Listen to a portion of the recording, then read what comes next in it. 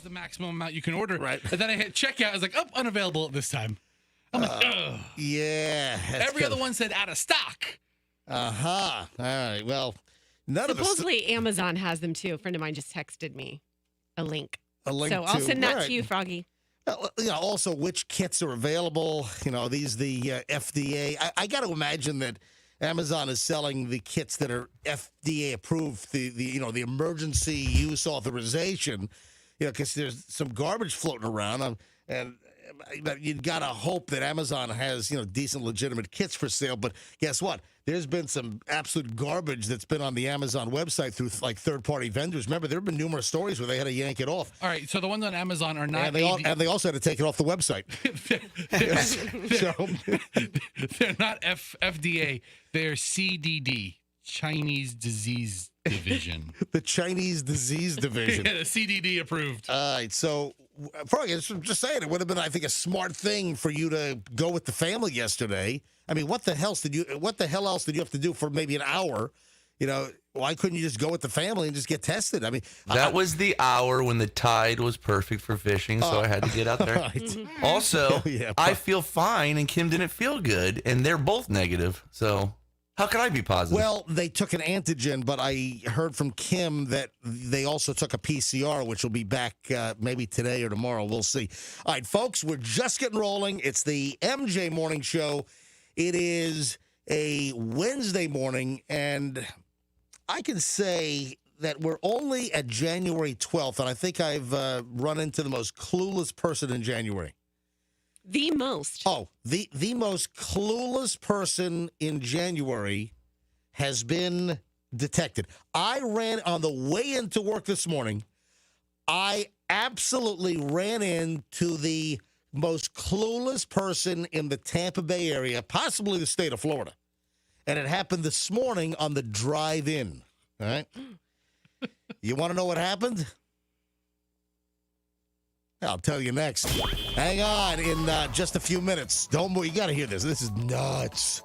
Oh, and the worst thing that could possibly happen to a human being? Yeah, I got that coming up as well. All right, Loaded Wednesday, MJ Morning Show Q105, back in a second. From the Rubenstein Law Traffic.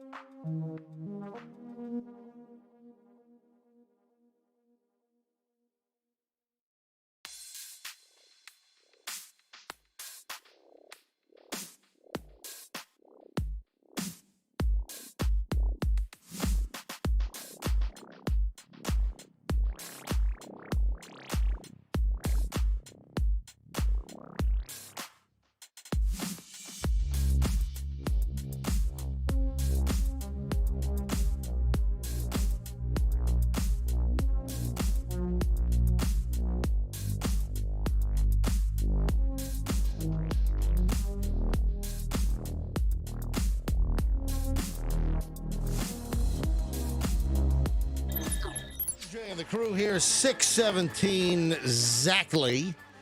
Wednesday morning, busy show today. A couple of things that I want to get to early on the program. First of all, the most clueless driver ever. If I had a trophy, I probably would have gotten out of my car, banged on this woman's window to hand her the Clueless Person of the Month award. However, she wouldn't have been aware that I was outside her window banging on her window because something similar actually kind of happened. So I'm coming down 4th Street, and I make that cut through, I don't even know, 116, 117, 118, whatever it is. So you get off at the MLK exit Yeah. off of Interstate 275 going southbound into St. Pete. Yeah, because they demolished the old 4th Street exit. So all of us coming from Tampa, from the Hillsborough side, we all take 275. We drive right across the Howard Franklin Bridge. We would get off at the first exit, which is 4th Street, but they knocked that whole thing down because of the whole new bridge construction and the expansion. So they took down 4th, and they've rebuilt the 4th Street exit. And I thought the DOT woman told us a long time ago that the new 4th Street exit was set to be done by the end of the year, and that would have been, well, a couple of weeks back by December 31st, but it didn't happen. They're making some good progress on it. Oh, yeah. Listen, they're doing some decent work. It looks like, I'm just eyeballing it, but it looks fairly structurally sound, which is a good thing. I wonder if supply issues have I don't know. slowed it down. That's a good question. That's a very fair, valid question. So instead of taking 4th, we go to the next exit, which is Ulmerton and MLK. And if you go Ulmerton, you fork to the right. If you want MLK, you fork it to the left. And we're left forkers. Right, absolutely. So we head down MLK, and then we cut through. Froggy goes all the way to that light. But Ooh, then you have to sit at the light. yeah, if you hit the cycle wrong, Froggy, why do you do that? Why do you go all the way to that light instead of doing the cut through? Froggy? I'm not a follower like you guys. Oh, so I you're like to do my own thing. yeah, and wait longer at a traffic light. If you hit the cycle wrong, you're there for a day and a half. No, MJ. Listen, if you catch that light, Right. it's a straight shot in. I got That's it. right. Yeah. But same thing with the light at Gandy and 4th Street. Right. If you don't catch that light, you're sitting there for 3.5 minutes. There's some times when you guys are right next to me and you turn and I go straight and I beat you there every time. I don't know if it's every time. I think that our method's probably better. So the point is that I'm coming down MLK. I make the cut through that little road that's between the two apartment complexes. I get back out to 4th Street, and to my left is that shopping center. You get that Chicago pizza place right there. You get the Winn-Dixie in that shopping plaza. Right. I make a right on 4th, and then I head on down to the Gandy intersection, past that, and then turn into the office park where the Beasley Media Group studios are here in Q105. And as I make the turn, there is a car that is coming from my left. So there's a car that's coming from further north on 4th Street headed south. And I'm waiting for the car. I'm not going to pull out. I'm waiting for the car, obviously. You come to a complete stop at that stop sign. I did. A complete stop at the stop sign, waiting for the car. As the car passes me, I'm like, what the hell is it? The entire bumper, the rear bumper, this was a Toyota Camry, which I noticed as I was behind it and as I was trying to alert the driver. The big rear, like plasticized material bumper, the whole bumper on this fairly new Camry, it looked like it was within a 5-year period. It looked like it was, 2016 to 2018, something. And this was a bronzish, goldish Toyota Camry. And the whole bumper was hanging off the car, and it was dragging on the road. So, you would have to feel that. I mean, you'd have to hear it. You'd know. Exactly. Oh, wait, it gets better. It gets better than that. So, again, the whole bumper is just being held on by the left side of the car. So it is peeled off the right and all the way across the back and the center, and it's just dangling from the left side of the car. And it's a she, because I determined this once I got to the traffic light, and I was caught at the light at Gandy and 4th. So I'm behind her, and I after I pulled out, I pull next to her So she's in the right lane. I'm in the center lane on 4th at this point, and I'm waving at her and I'm honking the horn to let her know that you're dragging your bumper. I mean, this is like a 6-foot whole rear bumper facade that is dangling from the left side of her car and just dragging it right down the road. Nothing. I'm next to her. I'm honking the horn. I'm waving. No response. No response. Just looking straight ahead. She wasn't on her phone or anything? No, She's just staring straight ahead? Totally focused. Just straight ahead. You know, The traffic light catches both of us at Gandy and 4th. I'm right next to her. I'm waving. I roll down my window. I'm honking the horn.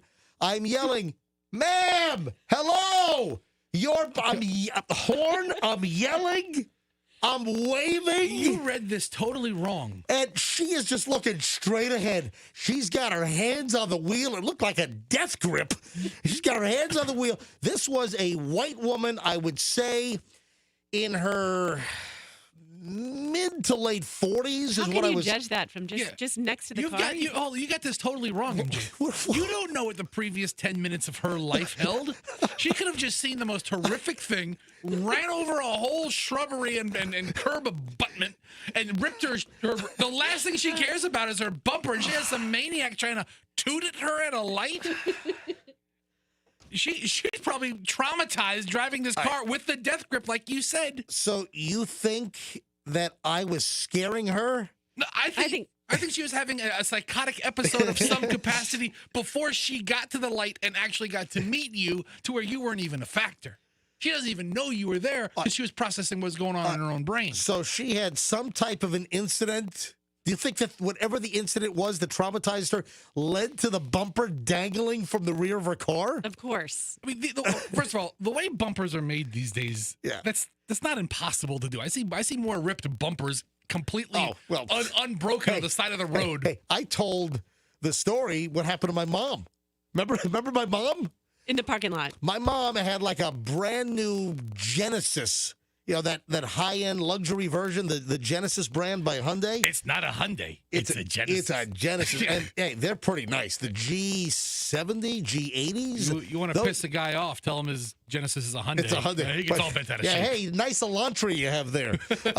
No, but seriously, Genesis, made by Hyundai, it's their luxury brand. It's like when Toyota launched Lexus. Right. Toyota launched Lexus, and then Infiniti was launched by Nissan, right? Right.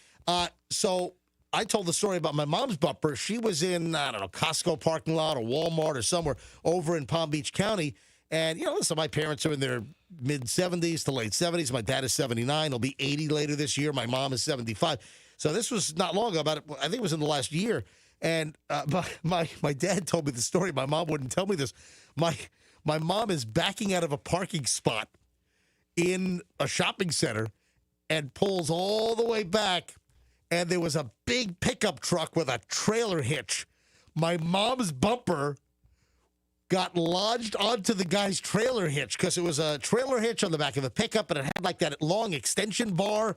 So my mom backs into the ball of the trailer hitch. It gets stuck on her car. She pulls away, and it rips the whole bumper off of her brand new Genesis.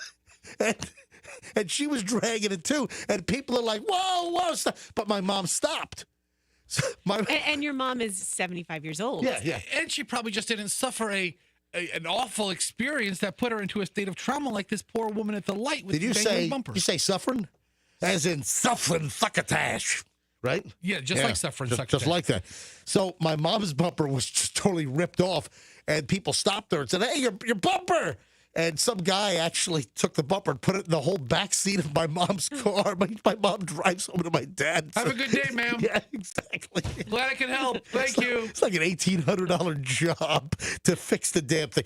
So to the lady who was on 4th and Gandy, just a short time ago, within the last, 50 minutes or so, I don't know if anyone has made contact with you yet, but you're dragging your bumper on your Toyota Camry, and it's just dragging. I tried everything. The only thing I didn't do was get out of the car and throw my body on her hood, climb onto her windshield, grab her wipers. I don't even know if that would have caught her. She probably would have driven off with me on the hood. If you had like angled your car and cut in front of her, do you think she would have just blown through your car to try to stop her and get her attention?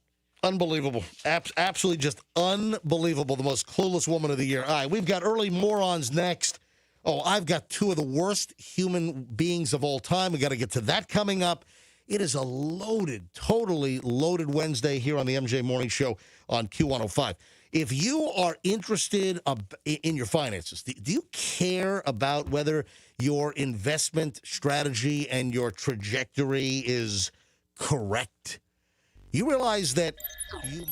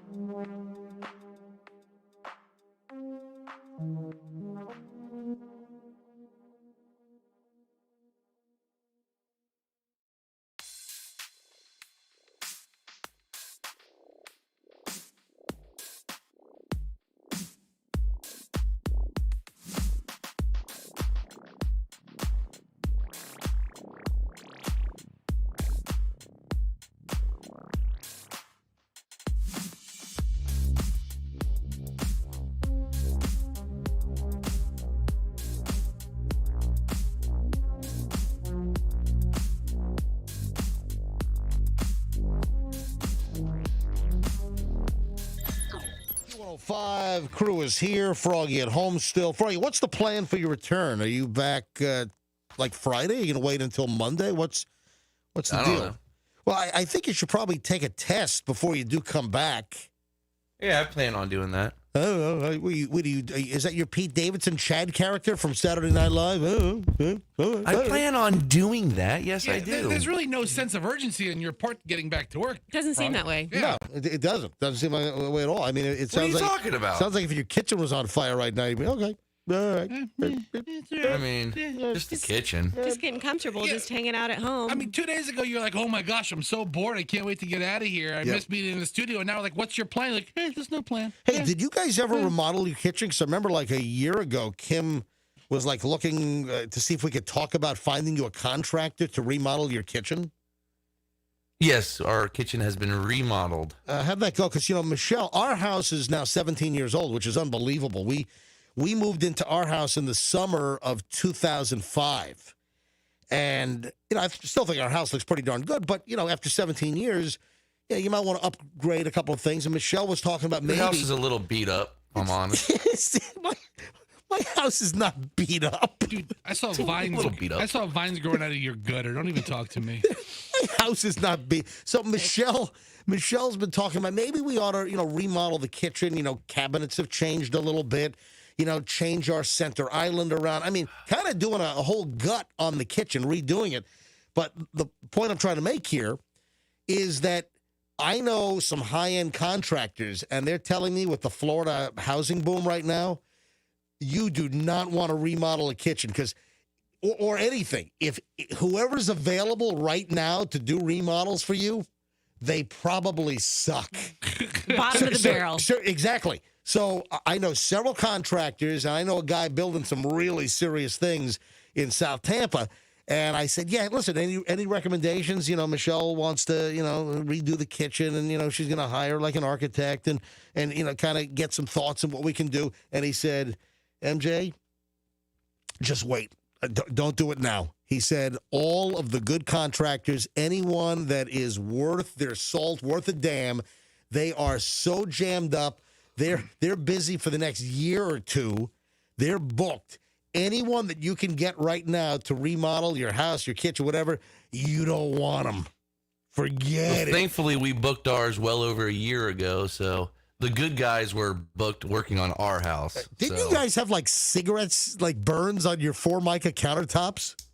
No, that was from me making Cuban coffee. Oh, that's right. You put a flaming hot coffee pot right down on the Formica and burnt this horrific ring in your countertop. And Kim, your wife, flipped out, right? Yeah, we've been slowly redoing this 60s house. All right, let me get to the Formica. Let me get to the early morons here. All right, first of all, before I get to what? Please. Yeah, thank you. All right, before I get to early morons, just we'll get into this in much greater depth. Some of the stories that are coming out, not a shocker, not a no surprise here, but in the Bob Saget death investigation, numerous sources, including TMZ, Bob Saget's death investigation, sources see signs of heart attack or stroke. And, we talked about this, and it doesn't take any, great, medical guru, when someone just dies suddenly in their hotel room. I mean, I think the top causes would be heart attack, stroke, or an aneurysm of some sort. But, the news stories are starting to, revolve around maybe a stroke or a heart attack for Bob Saget. I think we'll know fairly soon. You say 10 to 12 weeks, but you think it'll be sooner. Yeah, listen, I believe they know already. Usually it's 10 to 12 weeks for the autopsy and the whole report to come out formally. And then, of course, you have toxicology. And I don't know why it takes that long for, toxicology to come back. They do it on CSI on TV in 3 minutes. Yeah, we're having labor issues here at the Tox Lab. Yeah, is that what it is? Yeah. All right, so just a lot of rumblings that we know it was some type of sudden episode for Bob Saget. And I feel awful for his friends, his family, his relatively new wife. I think they've been married, since 2017? They've only been married, 5 years. And then Saget has adult kids from a previous marriage. Just a terrible... Yeah, he was married in 2018 to Yeah. Kelly Rizzo. Yeah, terrible... 2018, was it? Mm-hmm. Yeah, it was just an awful story. So many people like Saget. Listen, I told you about my encounters with Saget. back in 1989, 90, 91, he would come up to our morning show at Pirate Radio in Los Angeles, KQLZ 100.3 FM. And he came up somewhere between 3 and 5 times. And he's just a nice guy. And that's when he could have been a total a-hole. He could have been a total jerk because he had Full House was like top of the ratings. It was doing extremely well. And then America's Funniest Home Videos was a smash hit on ABC. So just a terrible situation. All right, early morons in the news. We're going to have to two-chunk this because there's a lot of good stuff today. And also, in the net, I want to talk about, I've got a complaint. Oh. I got a morons in the news complaint. Was it from somebody that was featured in Morons in the News? No, I've got a listener who was offended. I mean, Oh, good. We don't control the morons, ma'am or sir. No, it's a sir. Oh, okay, I don't know. I'll give the guy's first name, but let me mark this down so I don't forget. So at 7 o'clock, so in the next segment, 7 o'clock, I'm going to talk about the guy who was offended. And I get this whole email from the guy, which I'll share a good chunk of the email. All right, let's do the early morons. We'll start with where else? Right here in Florida. Out of West Palm Beach. This might be a problem with your like bar license. You know, where you're a member of the Florida bar and your license. I thought you meant like your bar, like a bar where you drink alcohol. Oh, you mean your liquor license? No, this has nothing to do with the liquor license. It's your bar license. You might have a problem here. Florida, this is crazy. Florida attorney accused of soaking papers with cocaine to bring to inmates. So how does that even work? How do you? This is a deal. I guess you liquefy cocaine, then you soak the paper in the cocaine, you let the paper dry, and then when you re-wet the paper, then you kind of reconstitute the cocaine that was absorbed into the paper. I'm like, what the hell? I'm going to need my client to sign these documents and then snort them. With their tongue. Sign it with, isn't that how, and I may be wrong on this, MJ, but isn't that how LSD was distributed? Like they would make little tabs? Yeah, little stickers or little paper things? A lid. Hey, Froggy, is LSD? I don't know LSD. What's the drug? Yeah, I don't know. You're the one I would think to go to on that. But I thought Never. I thought LSD was like baked in or soaked into or somehow. I know that it's like a little piece of paper that you put on your tongue. So so it's not the first time I've ever heard of drugs being used on paper, but to bring it into a jail facility. I think it's called a lid. Hey, Fester, I'll tell you what. Why don't you do a whole research report and get back to me on LSD? All right. Here's the deal. An attorney in South Florida, he's accused of trying to smuggle cocaine into the county jail in Palm Beach County using papers disguised as legal documents. David Allen Casals, C-A-S-A-L-S, Casals, 55-year-old guy from West Palm, charged with first-degree felony traffic of cocaine charges, a second-degree felony charge of delivery of cocaine, and then a third-degree felony charge of introduction of contraband into a county facility. This is according to the Palm Beach County Sheriff's Office and the online booking records. So this Casals guy turned himself into authorities on Friday, faces a maximum sentence of 50 years in state prison if he's convicted on all 3 of the charges. Oh, he's screwed. I mean, you can't bringing drugs into a secure facility. Oh, yeah. That amplifies everything. Oh, it does. If you ever watched Cops, or I did, I don't know, I lost count. I did tons of ride-alongs with the Hillsborough County Sheriff's Office. And when you would transport somebody to one of the local jail facilities, Orient Road or Falkenberg, when you transport, upon the intake, the cop I was with, or when they intake them, do you have anything on your person you want to declare right now? Because if you try to bring contraband if you have a weapon, like in your butt, if you've got drugs that you've hidden maybe in your butt. And that's really what they mean. Do you have anything on your person? Right. Is code word for your butt. In your butt. Yeah, the butt. Up your butt. In your butt. And with women, Sounds like how my kids talk. and with women, there are a couple of options. All right, so But that's generally what they mean. When they mean on your person, they're not talking about like your front chest pocket. where is it? Up your Up butt. your butt. In your butt. In your butt. Doing the butt. Yeah. In your butt.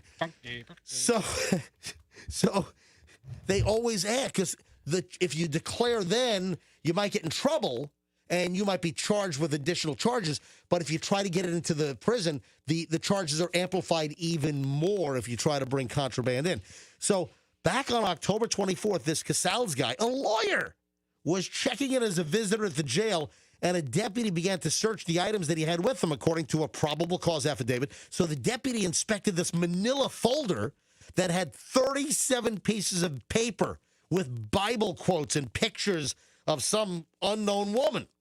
And according to the Palm Beach County Sheriff's Office, the deputy noticed the papers were hidden under a cover sheet that attempted to disguise the papers as a transcription translation of an audio file for an inmate from Spanish to English. And the deputy noticed stains from a see-through substance that resembled watermarks. And the papers were then taken and tested, and a report from the sheriff's office forensic scientist in November revealed that 2 pieces of paper were positive for cocaine, and the pages contained 9.9 grams of cocaine. Seems like a lot. The guy was able to soak 9.9 grams of cocaine into the paper and then tried to smuggle the paper into, what the hell? What lawyer would do this? Put their entire legal career in jeopardy? All right. So 2 kinds of I can think of lawyers. a few. Yeah, I mean, 2 kinds of lawyers. All right, you got some really bad lawyers that are out there, and you know there are a couple I can name right here in the Tampa Bay area, as a matter of fact. And MJ, so what do? Do you like? I wouldn't call them lawyers anymore. yeah, well, I guess do you smoke the paper? talking about disbarred. Yeah. All right, what was that? Do you smoke the paper? I guess. I think you just chew on it. You suck on the paper. Oh, God. Or do you do some sort of chemical reaction to it? Well, and, I'm like, thinking. with heat or something. I'm not an expert here, but I'm thinking that to reconstitute, you might be able to like soak it in water, save the liquid. I'm just laughing at Roxanne's description of how they possibly use the drug. Some kind of chemical reaction with it, like heat. Like just said. Like what Froggy just said, smoking. Do they smoke it? Do they Light it on a spoon? do you try to reliquefy the cocaine and have it precipitate? That's what I'm talking about. You've Yeah. done. Remember in school we did the precipitation Yeah, where with Bunsen burners where and you make stuff the like that. you make the solid liquid Yes. you make the solid liquefy, and then you cool it down, and then it precipitates. It will fall. We've all done this in school. with Bunsen burners. When my roommate Jim went to jail and he came back and told me how it was, and he never mentioned anything about high school chemistry equipment, Roxanne. All right, so let me finish this up. So the papers were tested, 9.9 grams of cocaine, and 4 more pages were tested over the next few days. The total amount of cocaine in all the pages was 29.5 grams of cocaine that this guy had absorbed in papers that he was then going to give to inmates in the prison. And then testing all of the pages showed a positive result of cocaine with a weight. So they did like 3 tests. The first time it was 9.9 grams. Then they tested more pages. They had 29.5 grams of cocaine. They tested all of the pages. Guess how much cocaine? Guess what the final number was? I mean, Anybody? You said what, 9 to begin with, and double that, 18? 136 grams of cocaine. So is that a kilo? It's a nice hole. No, it's not. The chemist at the crime lab. What did you say? Is that a kilo? No, I'm trying. My No. science is off today. No. The metric system and Roxanne really don't get along well. I'm American. Uh, What? 136 grams is not quite Hold on. not quite a kilo. How much of a kilo is it? Is what I meant to say. I believe a kilo is like 2.2 pounds. Is that about right? Is a kilo? I think if my memory is right, a kilo is about 2.2 yes, pounds. you're right. You're right. Right? Okay. Mhm. Oh, Yeah. look at you. Yeah. Not On it. 136 grams. All right. So the chemist in the Palm Beach County Sheriff's Office noted that all of the papers were saturated with cocaine. 9 of the papers tested had no trace. So only 9 of the. Anyway, attorney Doug Rudman told local Channel 5 WPTV that upon entering the jail, attorneys must present their bar card, valid driver's license. Because of the attorney-client relationship, you're given the opportunity to be able to visit with your client face-to-face. and give them any legal materials. So apparently this guy was going to hand over these papers disguised as legal materials, but loaded with cocaine. I mean, this is nuts. All right, when we get back in a minute, I do have a morons in the news complaint. I have an email from a listener that is not happy with me. And you'll be okay, Roxanne, because it doesn't involve the metric system. Yeah, Thank God. this is not a metric complaint. And then I've heard of people stealing things from people's houses, but this has got to be a first. I've never heard of a theft of this from somebody's house. This is crazy. And a whole lot more. Next MJ Morning Show in minutes. We're back momentarily here on the MJ broadcast. Hey, when it comes to...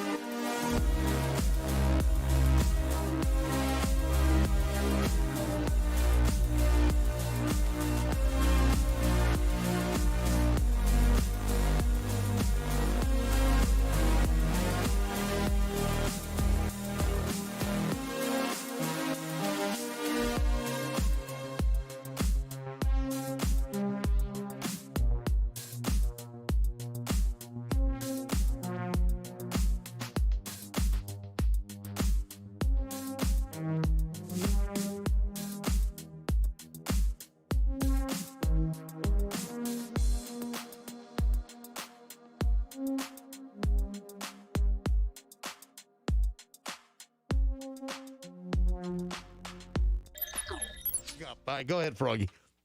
No, that's it. I can't control myself usually, so we'll see. All right, before I get back into the regularly scheduled show content, I got a complaint email from Marshall. Marshall? Marshall wrote me, the subject line is clean up your act. Ooh. All right. So There's far, a lot of areas there so that far, need that's cleaned not up. terrible advice. I mean, I kind of agree with Marshall Come on. so far. We're a relatively clean morning show. I mean, we're family friendly. You know, Of course we are. every once in a while we might have something that is a little racy, but we're not a deliberately dirty morning show. Quite the contrary. We've always been a show that's, for the most part, acceptable to all demographics. I usually think family show when I think of our show. Yeah, I mean, you gather around children. Listen to MJ talk about. You being a wise wagon over there? What's Marshall's complaint? I guess he didn't like two of our stories recently, and they happened both this week.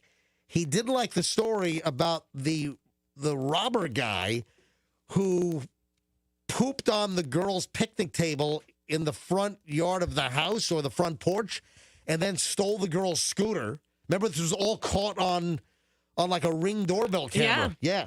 Well, I mean, that's a cautionary tale. That happened on Christmas Eve and the Christmas morning. Right. Yeah. And it happened while we were on vacation. And, we when we came back from vacation, was it this week or was it late last week we did the story? I think it was earlier this week, and or maybe late last Yeah. week. But We had a story. Was it Colorado? Where was it? You know what? That doesn't matter. So this guy drops trow and he poops on a child's little picnic table setup at the people's houses, and then notices that there's a kid's scooter, and the crook, the pooper and the crook, then grabs the scooter and takes off, and it's all caught on video. So, we're talking about the story. I mean, that's just made for like morons in the news. And then the other item. It was Colorado. Was it? And then Marshall, I hope you're listening, man, because, it is my intent to satisfy you as a listener. Marshall, I don't want to make you angry. Yeah, Marshall. Even though you just repeated the story. Well, Screw Marshall. Hold on. Froggy, I said, calm down. Don't tell Marshall to screw him. So stop. This stupid name. No, it's not. Listen, It's a little bit of a stupid name. I it mean, is not a stupid. It's a movie about a plane crash. Yeah, unless he's going to be a rapper or. No, Eminem's real name is Marshall. Yeah. Marshall Mathers. And aside from him, it's a sucky name. All right, guys, I'm trying to. Guys, Marshall. Yeah, like the It's Brady all Bunch. about Marshall. Hey, look at these Levi's I got for $17,999 at Marshall's. At Marshall's. Yeah, Yes. gotcha. All right. Not. Hey, Marshall. Not Suck TJ it. Maxx. Not TJ Maxx or Ross. Bells? Ross Bells. Yeah. I personally am Team Ross if we're making teams. All right, guys, do not disparage Marshall. I want to retain Marshall as a listener. Marshall, I cherish your listenership to the MJ Morning Show. I'm sorry that you were offended by the Grinch who pooped on Christmas. I apologize. And then the other thing that Marshall's angry about in this email, and it's quite a thoughtful email. And so Marshall, I'm going to redact his last name. I'm not going to give out his last name. And the second thing is he did not like the Will Smith story where Will Smith was working out with the Miami Dolphins. And, so should I not play the audio again? But I'm telling the story. That was my favorite story of like the last 2 weeks. So what is Marshall, like Mr. Maturity? Roxanne, a female and a mother of two small children, and the Will Smith story is your favorite story of the last week? Yeah, it really is. It's got everything. It's got all the elements, the surprise, the shock I got something factor. for Marshall, MJ. No. Froggy, I'm shutting you off. No, I want Marshall as a listener. I don't want to tick Marshall off. And Froggy, you're going to try to run him off, and I don't want to do that. I asked you if you could behave yourself and act like an adult during the segment, or else I was going to turn off your audio feed from home. I got a surprise for him. What's that? All right, dude, do you really have to act like you're 5? Did you guys hear it? Yes, we heard That was it. a good one. Okay. Now you have to talk into that microphone, dummy. All right, now he didn't do that for real. That was his mouth. All right, so, dude, are you going nuts? Since you're like locked in the house because your family has COVID, are you going nuts? Are you going stir crazy in there or what? Yeah, I've got the shining eyes right now. Throwing a Here's tennis ball against the wall. hey, give me here's Froggy. Here's Froggy. All right. Yeah. So Marshall, from the bottom of my heart, I sincerely apologize that you didn't like the picnic table story. No. And then Roxanne's favorite story of the last week is the Will Smith story. By far. And that's where Will Smith was working out in the Miami Dolphins workout facility. And was he doing a plank or like a rolling plank of some sort? Looks some sort of movement in his plank. Right. And then his colon. and this happened. Oh, sorry about this. So that's what happened. So Will Smith, A-list movie star Will. How can we not talk about that, Marshall? Yeah, I Marshall. mean, come on. Stop! Don't berate Marshall. I'm not berating Marshall. I'm just trying to take him to task on his opinions. But Marshall, thank you for listening. I will try to be cognizant. You know, I'm gonna run everything from here on through the Marshall filter. All right. You know what? I'm gonna have a Marshall plan. Mm-hmm. It's Fester. It's Ask yourself, would you get marched to the principal's office? It's Marshaled on down there. It's the Marshall Plan, which of The course new Marshall Plan. it is. It's the Marshall Plan 2022 here on the MJ Morning Show. And Froggy, I guess it's gone right over your head. You have no idea historically what the Marshall Plan is, do you? I bet you Marshall was a hall monitor. You dweeb. You have no idea what the Marshall Plan was, do you? Of course I do. Yeah, what is it? It's the plan. I'm not going to say it because then, it'll make me look like not my character. I'll tell you right now that My wife had a Marshall plan on Black Friday Yeah. to be there when they opened. Right. It was Marshall, then the Home Goods. So it was Marshall. And Marshall and Home Goods are the same same parent company. Marshall's, Home Goods, TJ Maxx. They're all the same company. Did they roll on to Ross and then Bell's and? We're not big Bells people. I don't know why. I have nothing against them, but Bell's is great. is it? All right. So, Yeah. Marshall, thanks for listening. I hope that I've smoothed things over, and I'm gonna run everything through the Marshall filter from now on. It's gonna be the Marshall plan. All right. What did I say? Did anything I said intrigue you before we took the last break? I said coming up. What? Were you guys paying attention to me? Oh, yes. What did I Yes, say? Yes. Coming up. Marshall. All More Marshall. MJ morning show. No. Coming, stand Yeah. by. Chunk of MJ. I said I've never heard of anyone stealing this from a home, No, you said, What? I've heard of people stealing from homes, but never this. never this. So you didn't tell us what this was. Isn't that the same thing? No, you made it sound like you said what the item is. We still don't know what the item is. I know. I'm about to tell you what the item is. This is nuts. And hey, another Florida story here. Where is Reddick? I never heard of this. Is that near Ocala? Because the story comes from the Ocala News. It's Marion County, but I've never heard of Reddick, Yep. Florida. I think you're pronouncing it wrong. I think there's a hyphen in the middle. You think it's It's about an hour and 45 minutes from here, you know- just north of Ocala. yeah, Fester, watch yourself. Marshall is listening, okay? Yes. Please. The Marshall plan's in effect here at the MJ Morning Show. A 46-year-old dude. He's from Reddick in Florida, Raddick. It's in Marion County. And the guy was arrested after the Marion County Sheriff's Office responded to a residence. Upon arrival, a female victim comes out, meets the deputy, and says, "Oh, officer, one of her relatives had stolen her carport." What? Yes. That's like a garage, isn't it? The aluminum part that hangs over your house or off to the side of your house? The whole carport was stolen by a relative. You know, I've seen the ones, you have some of those, older homes, like you'll have a 1950s or 60s block home. They're all over the Tampa Bay area. And some of them had a garage at some point, and then they sealed off the garage and they made it a family room just to expand. Because a lot of those, the older single-story, classic Florida cinder block homes, they were just rectangles, like a 6-dot Lego. You know what I'm talking about? You know, Yep. 6 or 8-dot Lego, and they're kind of small. It's what, maybe some of those are 1,100, 1,200, 1,300 square feet. Maybe less than that. Yeah, and then people would take their garage, a lot of times a single-car garage, and they would just convert it into living space inside the home. And then you see them all over Florida. You'll see the carports.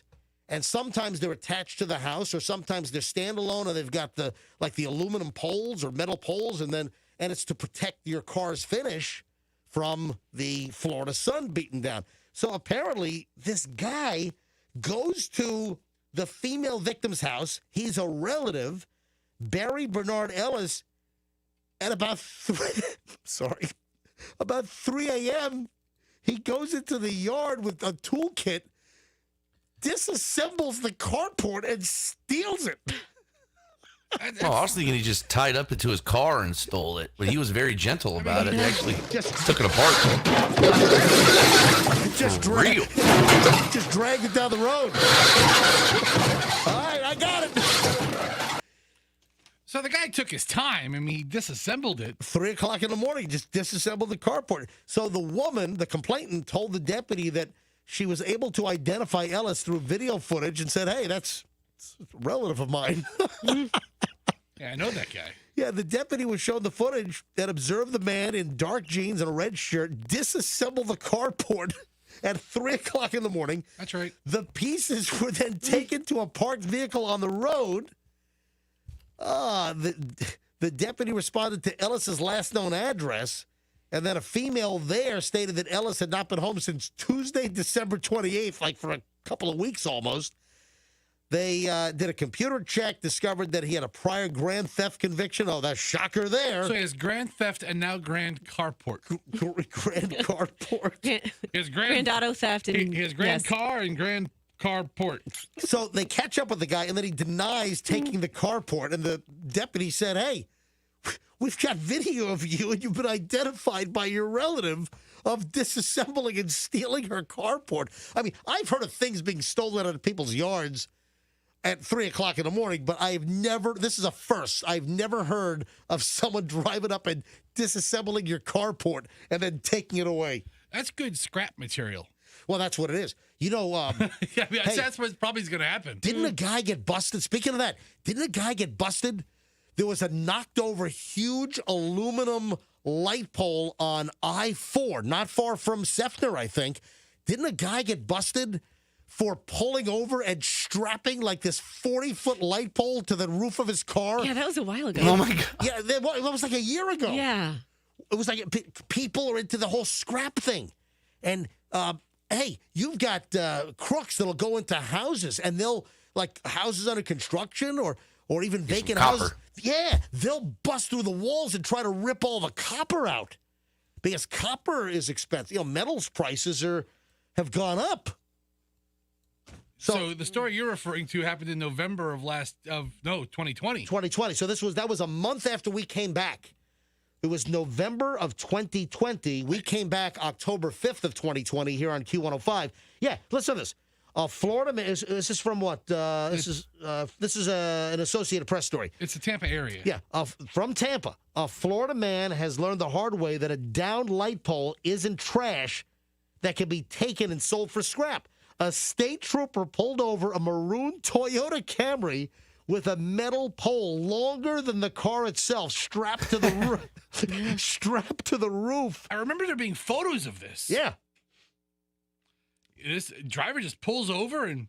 Another driver had called police earlier and reported spotting someone loading the light pole onto the car several miles away on I-4 near I-75 and the interchange.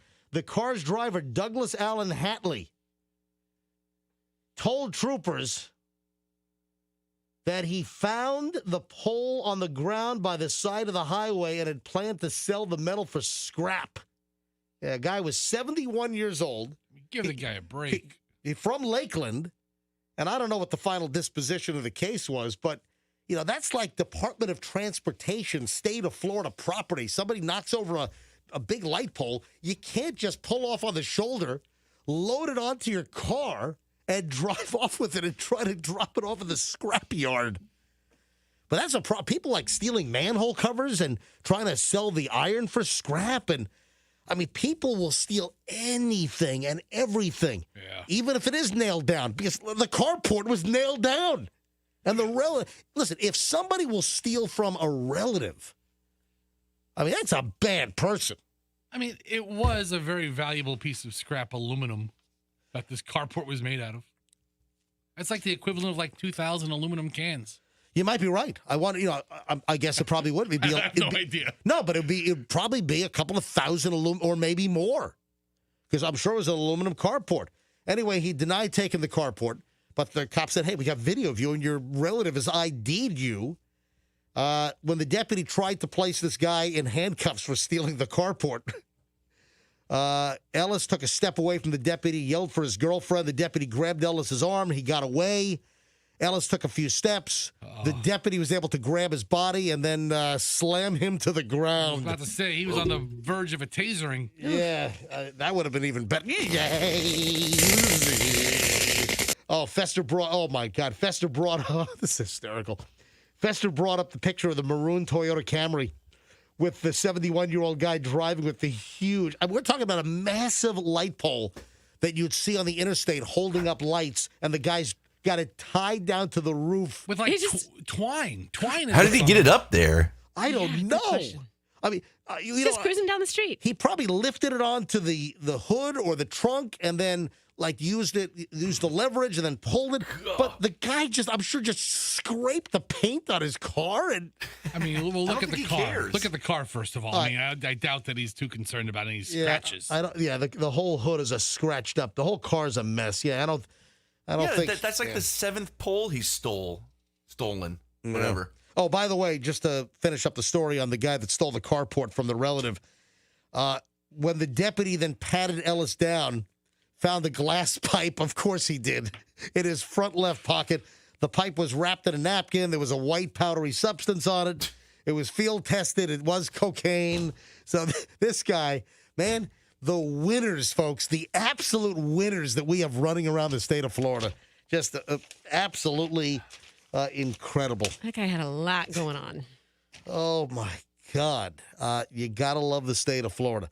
All right, coming up in a bit, exercise. Are we getting to the point, and this is really important, listen to this. Are we getting to the point, we've got a long, loaded, solid block of MJ-tainment coming up next. And I want to kick it off with, are we coming to the point where exercise is going to be tossed out the window? That you don't need to exercise?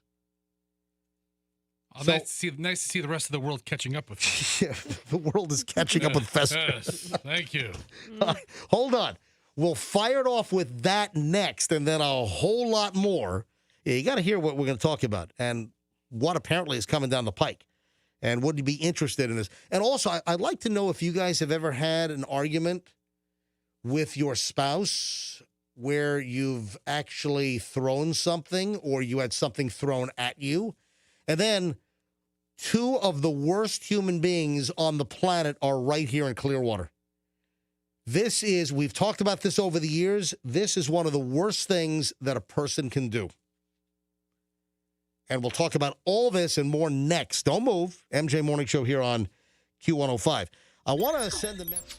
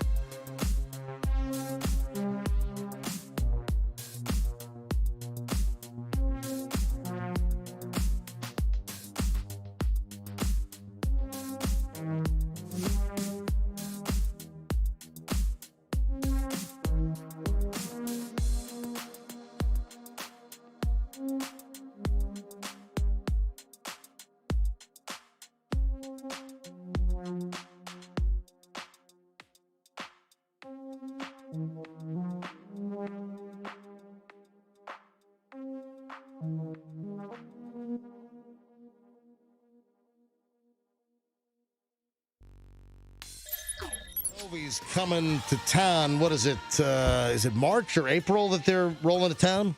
Are they really? Yeah, I know that. I've heard the commercial. We're running the commercial. So, yeah, Bon Jovi's coming. They're on tour.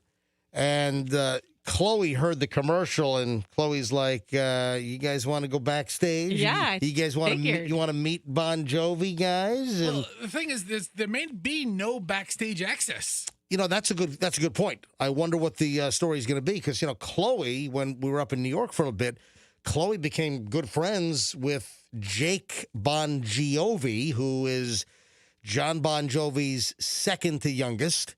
And Chloe communicates. They talk all the time. I mean, it's kind of interesting. Chloe is friends with, John Bon Jovi's kid. And you just said G-O-V, so they add some letters in real life? Well, the real name, it's John Bon Jovi with a G, and they named the band Bon Jovi, Bonjovi. It's Gotcha. it's a play on his real name, which is Bon Jovi. Only his true fans know that. Yeah. I couldn't picture going to a concert rocking out to Bon Jovi. All right, so Stupid. Fester is excited. When I said exercise could be a thing of the past, Fester's eyes lit up like the hot donuts now at Krispy Kreme. Oh, man. I'm telling you, and that's Pavlovian. Fester's face also lights up whenever the Krispy Kreme hot donuts now side lights up. It turned me on in a couple different ways. All right. Are we to a point? Listen, this is a rhetorical question. The answer is yes. We're going to be at a point at some time here where everything is going to be solved with a pill or something, right? Too easy. Everything. Well, there's a lot of chatter now that all of the benefits of exercise by just taking a pill.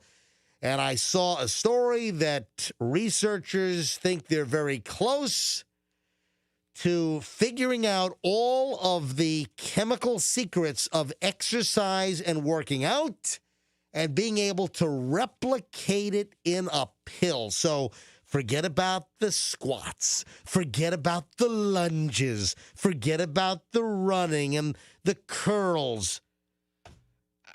So is this like you take the pill and then you still get like the runner's high? You get those endorphins? I don't know. All the physiological changes that happen in your body? I have no idea about the endorphin deal and the so-called runner's high. I don't know about that. But it would be the benefits of weight loss, I guess, what happens muscle-wise. I don't understand how they can really replicate that, but at some point during our lives, there are still going to be a whole lot of unbelievable advancements. And then, what's going to happen after we're gone? The future, well, if we're still around, I'm sure there's going to be a lot of stuff. So the story that I saw, this was a Daily Mail piece from, I saw it yesterday. And it starts out with couch potatoes everywhere may soon be able to sink even deeper into their sofa. Scientists are close to bottling the health benefits of exercise and turning them into a pill. I don't know about this. Okay, so think about Hold this. on, wait a minute. The guy that doesn't exercise at all says, I don't know about this? I mean, there's always been the option for us anti-exercisers of exercising. Now you just take a pill? All right, Roxanne, I had to answer that. I'm sorry to interrupt. Yeah, Go ahead. No, I'm glad you feel that way because, there's something mental that you get after you exercise. Like, okay, yeah, I did it. I committed to that and I stuck with it. Yeah, there's and something mental you get when you pop a couple of good pills. No, but it's not the same. We don't know this. It's not going to make you feel like you accomplished something. It's just, there are a lot of other health problems that need solved, like curing cancer and stuff like that. Like, I think this should be back burner research, trying to find an exercise pill. Hold on. Guys, Rox, I'm sorry to do this, but you just hit one of my pet peeves. Yeah. What? Well, my pet peeve is people who say pet peeve. Ooh, that's a burn. That's a good I mean, what comeback, is a Rob. peeve? You just pet said, dog? Festa, did you pick up on what was just said? How she equated it to, well, we still have to cure cancer. No. Oh, okay. What was it? No. No? All right, this is picky and petty. I'm sorry, but Okay, that's what we do here. Please. It's really what we do here. You said something about what was actually? You left the word "be" out. Instead of saying "needs to be solved," you said "needs solved." Huh? Yeah. What are you talking about? No, This problem needs solved. no. Your grammar needs solved. But I know people that do that, like people that will say that. Fester, you were way off with your guess. Yeah, exactly. That's what my guess was too. People that say, "Oh yeah, the house needs painted." Haven't you heard people saying that? The house needs painted. I'm like, no, the house needs to be painted. Listen, Okay. I'm the daughter That's of an a English stretch. teacher, and I don't even know what you're talking about. Well, then get her on the phone because she will scold you and take 5 points off. All right? I'm much more pissed off by people who say, well, cancer is still out there. We need to cure that. All right. Now, is anybody in on the pill to get rid of exercise? Come on. Froggy, I'd like to buy that Peloton that you bought your bride at a discount so I could use it for a clothing rack. Yeah, she's going to be popping pills. Kim already worked out today. She already did? Yeah, she got up at 4:30. Really? Hey, Insane. Hey, Frog, can you get closer to your home microphone? Yeah, hang on. Yeah, you're all like it sounds like you're in the distance. He's holding it with his feet. How's this? All right, Frog, don't be a wise butt. All right, so Frog, This good? yeah, all right, Froggy's at home because of one of his kids. All right, here. Do you call him a wise butt? Yeah, because What You're a You Weisenheiser. called me a wise wagon earlier. I'm trying not to offend Marshall. What, a kindergartner's listening now? I'm trying not to offend Marshall, guys. Come on. Tired of Marshall. So listen, we're gonna have a pill for everything, and now the latest is: are they getting close scientifically to having a workout pill that will emulate you actually working out? Dude, call me when the Willy Wonka Thanksgiving dinner pill is done without me turning what into they a should big do? blueberry at the end. They should have 2 pills. One that is for workout benefits, and then the second pill you take gives you the feeling, like the euphoria feeling of working out. You got it all taken care of right there. 2 pills. I think there's some illegal drugs that do the second thing. Yeah, and then, Froggy, you can, take a couple of ED pills. You'll be all yoked. Absolutely. You'll be all yoked Absolutely. up. Yeah. We're just relying too much on pills. Yeah, too many pills are out there in the first place. But until, like I said, until What if you overdosed on the exercise pills? What if you took too many? you just show up to work. What is that? What is that like? Are you just super ripped? Or are you you're on your runner's high? So if you see like a professional bodybuilder, like that guy's addicted to those exercise All right, pills. do you guys mind if I delve into some domestic personal questions? That's what we do every time. Directed at whom? Because I have a feeling one of us minds. No, everyone. You, Fester, you, Yes. Froggy. I'm an open book. I'll talk about this. I might even call Michelle up and bring her into the conversation. Roxanne, you're not going to escape it.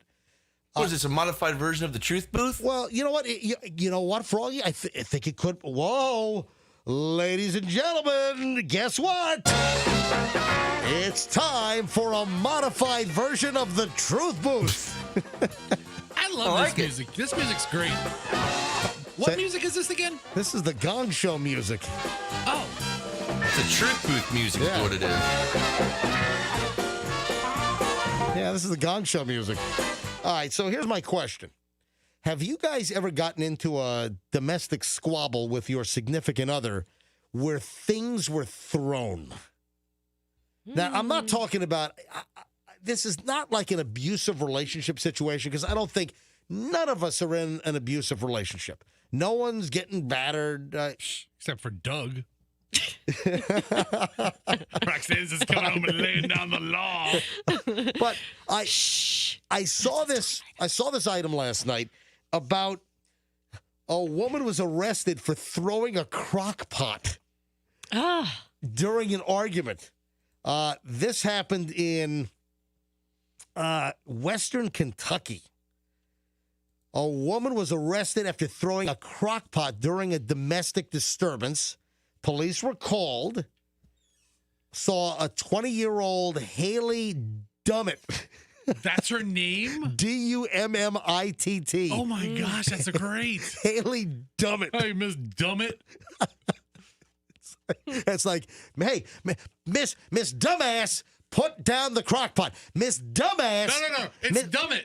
No, hang on a minute. I'm making a joke here. I'm trying to help back The and forth. name is Dumas. Remember that? Remember You that? guys hear about the sales at Dummit Chevrolet? No, that's Dimmitt. And by the way, I have been a Dimmitt customer on multiple occasions, and I've always had a great experience. No, but Dummitt's the new competition. Yeah, it's right across the street. They sell jalopies. I've had great experiences at Dimmitt Chevrolet, great by the way. folks. Yeah, bought a couple of Corvettes at Dimmitt Chevrolet. Morning, Mark. All right, so this woman, Miss Dummit, what do you say? I was Mark. I wasn't Froggy. I was Mark. I think Mark said good morning. Throw his voice into the radio. Is that what it was? All right, so Ms. Dummit throws a crock pot, gets into an argument. The couple, her boyfriend, she's 20. I don't have an age on the boyfriend, but they get into an argument, and she hurls a crock pot full of food. Attacks the victim. All right, full of food is now an ultimate deadly weapon because Yeah, it's it's heavy hot. and now it's hot. Well, it could be scalding. I mean, you could have like some Brunswick stew in there or something. You get some crock pot stew that's been in there for like 8.5 or 12 hours. My God, that could be like having like hot lava from Kilauea thrown on your Like face. goulash or something like that. Throw a Oh. couple of chicken breasts and cream cheese in there and have chicken crack. It's like it sticks to your skin. It'll burn it right off. Hey, your fiance, Doug, he's like Hungarian, right? Yes. And that's why you brought me those cinder block weighted sandwiches that were Hungarian, right? That's exactly why. So do you guys have Hungarian goulash at your house? Is he into that? Yes, yes. That's something his mom would make. Yes. Do you have a crock pot? I have a crock pot, and All I right. use a crock pot. All right. I make that, what you were just describing, Fester, that cracked chicken. Chicken crack. I All make right. that. So anyway, the story is not remarkable in itself, but this got me thinking. So this couple gets into an argument. She throws a crock pot full of food at this guy. And then I'm like, I wonder if anyone on the MJ Morning Show crew has ever been involved in an argument with their significant other, or the other way around, that Allison or Michelle or Kim, Froggy's wife, or Doug is your significant other, Roxanne. Has there ever been a situation where stuff was either thrown at you or just thrown in a fit of rage? Now, in no way am I suggesting that, again, abusive relationships, I don't think any of us have any problems there. But listen, there's some times where people get all ticked off and angry. Just a boiling over. And- Yes. Exactly. So Yeah. I want to go around the horn here.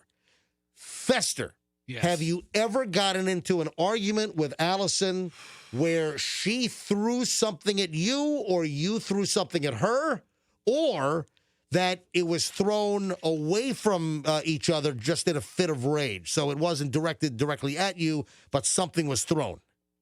I gotta say, I don't think so. I'm trying to rack my brain Right. of the thousands of arguments we've had, and I can't think of anything being thrown or even hitting or pushing or nothing like All that. right, I'll tell you what, while we're doing the bit, while we're talking about this, why don't we grab some phone calls? So, Roxanne, I'm going to ask you next, then Froggy, and then I'll reveal. There's something that I've got a story which actually is a very interesting, correlation. So I'll tell that in a second. But I'd love to hear from our listeners right now. Fire up the phones. Have you ever been, and I'm talking, listen, you're in a good relationship, or maybe you were in a bad relationship and you're no longer with that boyfriend or girlfriend or husband or wife. Do you have a story, folks? Give us your story of something being thrown in an argument, and what was it? This could be interesting. I mean, what kind of an inventory list could we get on stuff that was thrown? All right, 800, here's the phone number, 800-990-1047. Anytime during your life, any type of relationship, was anything thrown either at you or just thrown in general away from you, just in some kind of fit of rage or anger? What was thrown? I can't wait to hear if we get some great calls on just crazy things that were thrown. All right. Apparently, Allison's called in, and I was mistaken. Oh, wait a second. Yeah, she's on Oh, wait a line minute. 12. All right. So Allison's on hold. This is Yeah. Fester's wife. Let me give out the number again. I want to hear from listeners as well. 800-990-1047. 800-990-1047. Tell us your story. Oh, look at the phones. Every line is jammed. Tell us what's been thrown in an argument. All right, Allison, I just asked, folks, this is Allison, Fester's wife, and I just said, has there ever been an argument where something was thrown between you and Fester? And Fester said, no, I don't think so. There has been. We were dating, and we were not engaged, and he bought me a mixer, and it really made me mad because we weren't engaged, and I didn't know why he was buying me a household appliance. And so I threw... You mean, wait a minute, he bought you like a KitchenAid mixer? Or That's exactly right. Yes. Hold on, you mean that heavy one that sits on the counter that weighs like 50 pounds to make like cake batter? Yes, that's the one. Yes, That's like $375, or at least they used to be. yeah, no, it was a really nice, the more expensive version. Yeah, that KitchenAid mixer is like a deadly weapon. Well, I didn't throw the mixer. I threw a cordless phone across the room. Well, hold on, I don't understand this. Wait a sec. So we're dating. You're dating, and Fester buys you a mixer, and which is a very domestic gift. But why did this make you angry, and why would a cordless phone be thrown across the room? Because I wanted to get engaged, and we weren't engaged yet, and he bought me something that was a very domestic gift that you would give for a wedding, and it made me mad. She got all bent out of shape over this gift. But wait a minute. Oh my God. Why would that trigger you? I don't understand, Allison, why that would trigger you. Honestly, because I was young and all my friends were getting engaged, and I wanted to get engaged. And it was it was a gift that you would give somebody who was getting married, and I didn't need it. It was a weird gift. Hey, Allison, you know I love you, but that just seems like a weird thing to get all bent out of shape about. I mean, even if I would have Well, left... looking back on it, yes, but at the time, I had a lot of reasons. Allison, even if I would have left that day, you would have still had a lovely parting gift with this beautiful mixer. All right, look at the phones. We're going to go to phone calls in a second. Hey, Slick, do I have names and locations on my screen here? So Slick is filling in for Coop today, so he doesn't have access to the phone screen or log in. All right, Fantastic. we'll wing it. All right, so all right, if you're on hold, hang on. I'm coming to phones in just a matter of moments. All right, Allison, thanks. That's weird. That's strange. I'm sorry. And I will never forget that that's a weird deal for you to get taken. Man, Fester, that wasn't a warning sign to you? All right, Froggy, have you ever been in a fight with Kim where something was thrown? See, Kim wears this belt that's lined with Chinese throwing stars, and she'll just wing them at my knees. Like a ninja, No, not really. Like a ninja. So you're telling me in your whole relationship, is Kim around? Where is she? Kim is just took Max to school, so she's not here. Oh, okay. But I will say that I witnessed Kim when we were dating, and she'll remember this.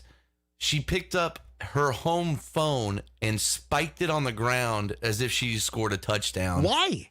It wasn't working for some reason. And we just started dating, and I was like, you have anger issues. She spiked it. All right, Roxanne, have you ever had, if you're on hold, I'm going to phones in a second, because we'll do Roxanne, and then I'll do my story, and I'll try to get Michelle on the phone.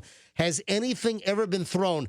You know, you were married for a couple of years to the minor league baseball player, and I guess. did he ever throw a bat or a catcher's mask at you? Or No, he didn't. He had a terrible temper, but never directed at me. Okay, in a but did he violent way. ever throw? Yeah, he threw things. He broke things. But I mean, actually, I mean, he's in the past. You know, Doug and I throw things as well, not at each other. It's nice to see Doug met that threshold for you. All right, so wait a minute. The old husband, the old baseball player. Yeah.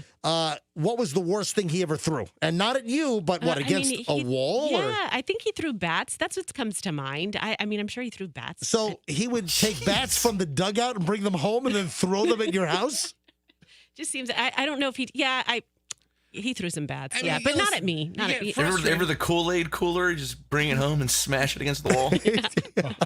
No, but this is funny. We're talking about that, and I know we're going to get to the callers, but just the other day I was thinking Doug and I do throw things, not at each other, but in like temper tantrum type stuff. All right, so what was the what is the craziest thing that you've ever thrown during an argument? I mean, I throw my purse. I throw my... Now, why would you throw why would you take one of your nice items and potentially damage it? Because you're having a temper tantrum. And so you just throw it. You know, it's just a projectile. But I've never thrown anything at Doug's head or anything like that. He's a counter clearer. You know, he's like, he does the arm and he'll sweep Oh, my every. God. He's a counter clearer. That's awesome. What a nut. Oh my God. Yeah, that's what I want to be. That's like awesome. That's like a crazed boss going to someone's office and like just taking their arm and wiping their desk off. and I don't think we've done this stuff in front of the children, but my kids throw stuff all the time. Yeah, and I'm they're- like, I think it's in their DNA. Yeah, they're kids. That's what that is. Oh my Yeah. God. Doug's a counter clearer. That's funny. Oh my Oh, God. this table looks great. This dinner looks like hell. Love you. All right. All right. Let me go to phones now, and I'll wrap this up. When we finish this up, I'll tell my story with Michelle. And it actually, I think, got me hired for the biggest career-changing job of my life. And something was thrown. Okay. Who do you think threw it? Was it me or was it Michelle? Hang on. That's coming up in a matter of moments. All right, let me go to phones. And I don't know who it is on hold because Coop is out today, so Slick's filling in, and he can't log into our phone screener. So I have to say, good morning, MJ Morning Show. Who's this? Hello. Jennifer. Hey, Jennifer, it's very noisy. Is there any way you can make the hands-free sound a little better? Unfortunately, no. Okay, Can you roll your window up? is your air conditioning on high? Is the convertible top down? Is that better? Okay, so tell me what's been thrown. I had an ashtray threw at me, a big glass ashtray.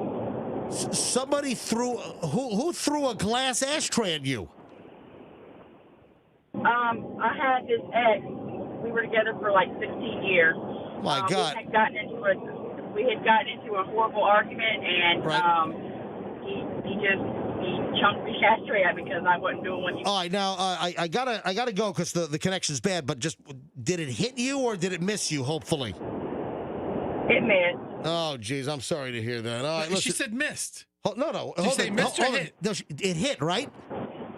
No, it missed me. Oh, It missed. it missed. I She can't- said it missed. You're like, oh, I'm so sorry to hear that. I can't hear. She's in a Boeing aircraft wind tunnel. They're testing out the new 797 airframe. Yeah, Froggy, did you hear that? She's like, I missed. It missed. And she's like, oh, that's too bad. Pull up the throttle, ma'am. Pull up. Yeah, that wasn't a good phone call. All right, let me. Oh my God, is this another one? Hi, good No. Hi, good morning. It's MJ. Who's this? It's Sharon. Hey, Sharon. Welcome to the MJ Morning Show. Sharon, have you been in an argument with a husband or a boyfriend? And what has been thrown? What's been thrown? I threw a box of Cheerios at my ex. You threw a box of Cheerios at your ex. Yeah. Sharon, you animal. Actually, Okay, Man, it's still amusing her to this day. Sharon, was it a regular Cheerios or was it Honey Nut Cheerios? it was a regular, and it was a family size. Did you pour a gallon of milk over his head after? Oh my God. A box of Cheerios. Thank you. Oh, man. All right, look at the phones. The phones are jammed on this. 800-990-1047. As soon as a line opens up, you can try to get in. 800-990-1047. All right. Hi, good morning. It's the MJ Morning Show. Who is this? Hello. Yeah, because I don't have names to say. So I just punched up your line. So who is this? If you can hear me, it's you. Hello? All right, hang on. Hey. Okay, there you are. There you are. That's us. All right, can you Talk hear? back. All right, hello? Say a word. Stop laughing. Just say hello. All right. Oh, Jesus. Hello. We're talking to you. Who is this? Hello? Yes, hi, good morning. It's MJ. You're on the air. Who is this? Hi, this is Michelle from Tampa, Florida. Hey, Michelle. Great to hear from you. All right, so Yes. what happened in a fight? What got thrown? Well, I suspected my ex of cheating on me, and there was a phone call that came in, and he was talking to some female, and we got into an argument about it. I ended up throwing that cordless phone. It hit him right in the back of the head, and Hey, phone call for you. to come back, huh? I said, hey, honey, phone call for you. Yeah. Yeah. He got got hit in the back of the head with it. He went to work with a lump on his head, but that was. Are you guys still together, or did that not work out well? Oh no. That was over. It was over. But yeah, he I thought I've never been hit or anything, but I thought that particular day, if I was going to get hit, that would have been it, because he came back. All right, thanks for the call. Again, if you're just tuning in, I had a story that we just mentioned a little while ago, and I saw this last night, and it was an argument where the girlfriend threw a hot, full crock pot at the boyfriend. And I'm like, man, what other things have people had thrown at them or, in an argument? And the phones have just exploded here. All right, good morning, MJ Morning Show. Who's this? This is Carrie. Hey, Carrie, welcome to the program. Where are you calling from, Carrie? I am calling from Port Richey. Fantastic. All right.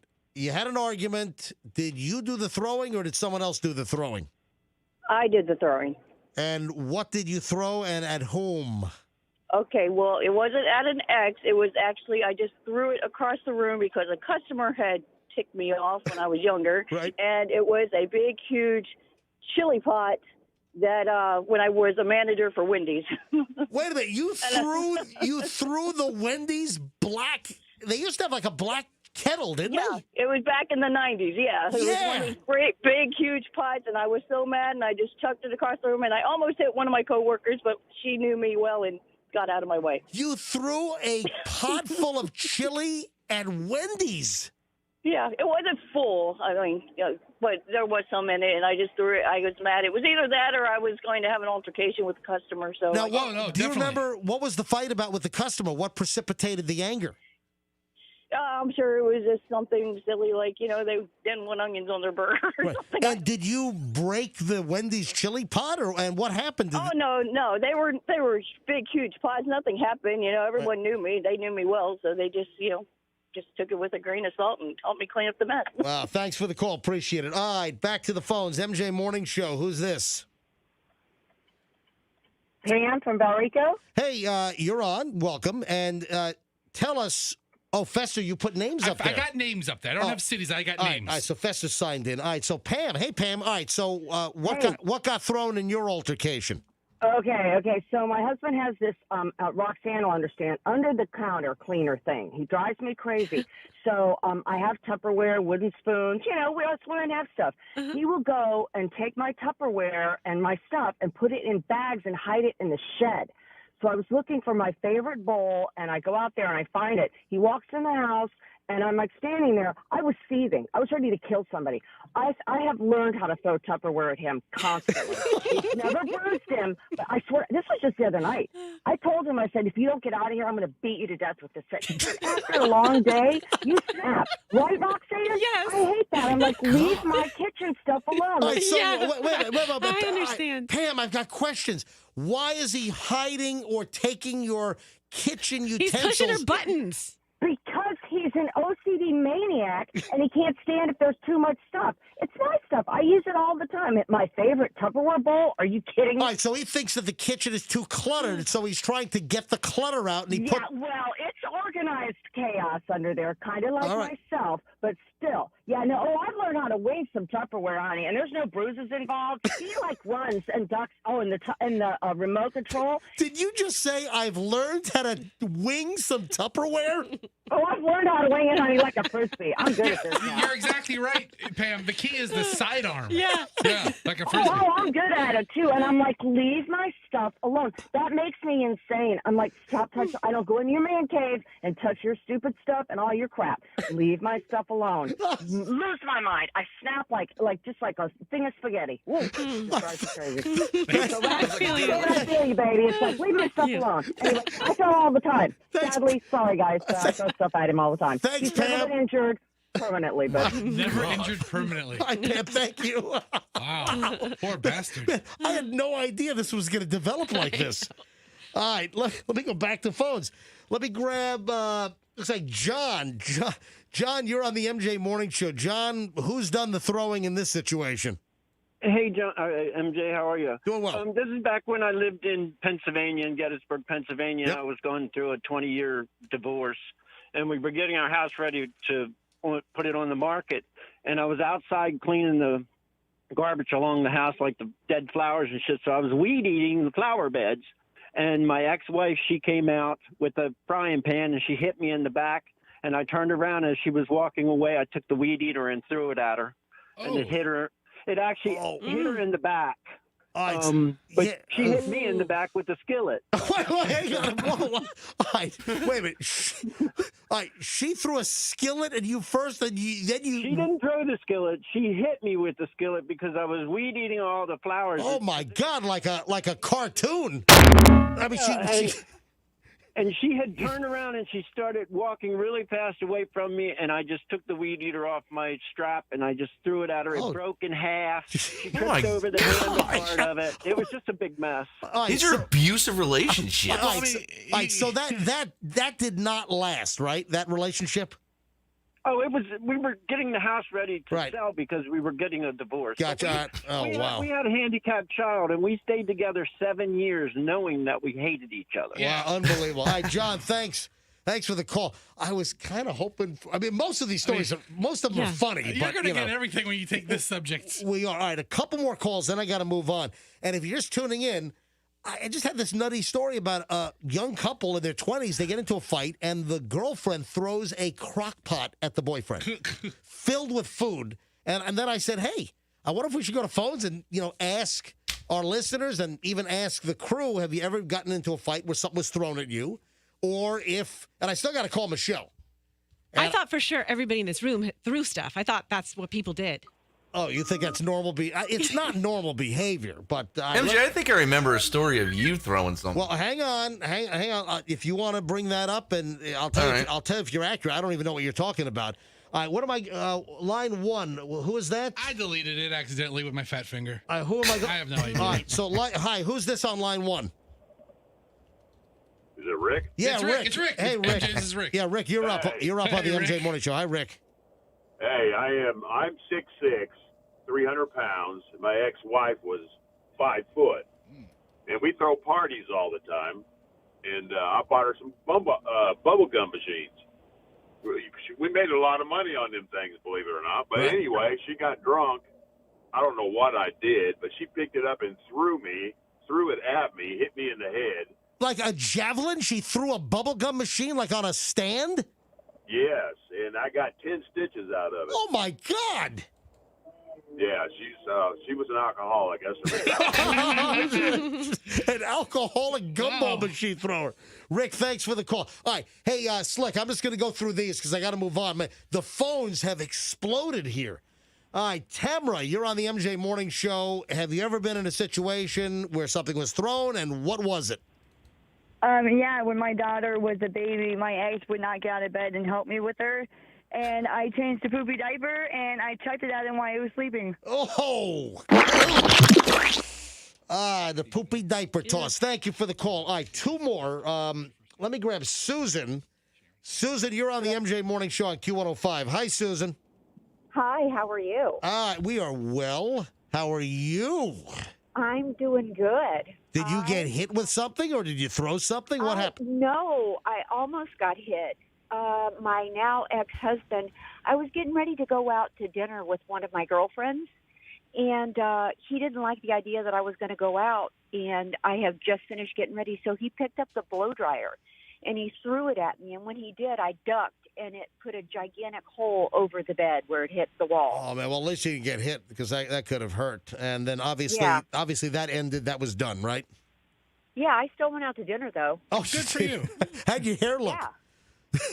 And then he threatened to have we had a stray cat that was outside. Right. And he told me that I didn't care about this cat. He was still threatening me as I went out the door, and he told me that he was going to have the cat put to sleep while I was gone. Okay, all right. Oh, my God. That's a different phone topic, ma'am. This is turning dark. Yes. And did you blow dry your hair before or after it was chucked through the wall? No, I had blow dried it and left it laying. Okay. All right. So your hair looked great on the way out. But where'd you go to dinner, Sharon? Where'd you go to dinner? We went to a place called Cafe Grand, which was in Newport Richey. I was with my friend Brandy, and I went out to dinner anyway. Oh, you didn't go to Applebee's or anything? Oh. No. Oh, okay. Oh, okay. Yeah, Fester wants me to play the Applebee's song. Yeah. Yeah, we fancy like Applebee's on a date night. Got that barber so you stay with the Oreo shake. Got a blow dryer thrown at my head. Gotta kill the cat. Yeah. Go to Applebee's. Gotta put the cat to sleep. Gotta go to Applebee's. Thanks. I'm sorry. One more call, then we gotta move on. I gotta call Michelle. All right. Hi. Looks like it's Sharon. Sharon, you're on the MJ Morning Show. Hi. How's it going, guys? We're just having a blast. You're finishing this Oh, up for I us. know. Every morning. It's great. So when I was growing up, my mum hit a saucepan, you know, the ones that are like got the bowls. She hit a saucepan onto the countertop, and the actual saucepan had that shape in the saucepan. So she took the whole corner out of it. And then another time I remember she threw a can of baked beans at the wall. And you reckon she was really happy? She had to turn around and then clean up the mess. Oh my God! Was this in the United Kingdom, in the UK? No, in Australia. Australia. I'm sorry, it's an Australian accent. I was about to say, when you said throwing baked beans, it's about the most British thing I could ever think of. That's British, so I thought maybe. Now, did she ever throw any shrimp from the Barbie on you? No, she didn't throw any shrimp on the. How about the dingo? Did the dingo eat your baby? Maybe. Maybe. She didn't throw a big jug of Vegemite, isn't it? No, but I do have some at home. If you guys ever want to, taste it. Did you ever have an Aborigine didgeridoo thrown at your head? No. Hey, listen. Thanks for listening, Sharon. Have a good one. Sharon. All right, should I wrap this whole thing up with my Michelle incident? Please. Yeah, please wrap this up. All right. Good day, Froggy. Good day. All right. What happened with you, Michelle? Tell you what, I am hungry for a bloomin' onion now and some chocolate thunder from down under. Never mind. Me too. Let me call Michelle. Hang on. Folks, this story actually had a really happy ending because this story was on a tape that got me maybe the best radio job ever. So hang on a minute. Hello? Hey, Michelle, are you listening to the program? No, I'm still sleeping. Okay, that's obvious. All right, so we're talking about things that get thrown in an argument. Like in a relationship. Huh. All right? What do you mean? What do you mean, huh? I'm just trying to think of things you've thrown in an argument. All right, well, hang on a minute. The story started because I had you might have seen it in my pile last night because I printed it out. A couple got into a fight because they were arguing over something, and the girlfriend threw a crock pot filled with food at the boyfriend. Oh. And listen, that could be dangerous. I mean, hot, steaming lava of food inside the crock pot. So I thought maybe we'd go to phones and we'd all tell stories among the crew. Have we ever thrown anything or had something thrown at us in a fit of rage? Now, Michelle, think. Has anything ever been thrown in our relationship, either when we were dating, engaged, or married? Let me see if you're on the same page as me. I have a guess. Does it have something to do with pasta? It does. I knew it. That might be the only thing that's been thrown in our... Because, Michelle, we knew each other for 7 years prior to marriage, correct? About that. So we're now married 27... Yeah, it'll be, 27 years, or it'll be 28 years this year, actually. We're married 27 years now. So we altogether, we've known each other for 34 years. And, Michelle, who did the throwing in this particular incident? You. No, I didn't. Oh. I didn't throw any pasta. You're right. All right, Michelle. Because of the different kinds of macaroni. What was, Oh, You threw a machine. What do you mean I threw a machine? I think you threw that machine in the backyard when it stopped working. We were having people over for dinner. Right, we had the Ronco pasta maker, and we had people coming over for dinner. Oh, you know who it was? Yes. It was Dom Theodore. It was Domino. Yeah. Oh. It was Dom, and I said, hey, man, I got this great pasta maker. I'm going to make homemade pasta. Yeah, the Ronco? It was the Ronco pasta maker. Ew. And I'm making the fresh pasta. The machine wasn't working right. And I got, Dom still tells that story to this day. I picked up the pasta machine, opened the back door, and I threw the damn thing into the yard. And he said, "This guy has a future." Yeah. But that was years ago when we were both working at 93.3. All right, but unbelievably, the other story has to do with pasta. And Michelle, do you want to hot button? Exactly. Do you want to tell the both of our issues are pasta? All right. So what was the other pasta story, Michelle? You were mixing my pastas. Not even mixing my pasta. You were trying to mix my pasta with your pasta. Oh. So I made spaghetti, and then Michelle had elbow macaroni, and I said to Michelle, "Hey, No. what was it? No. What was it?"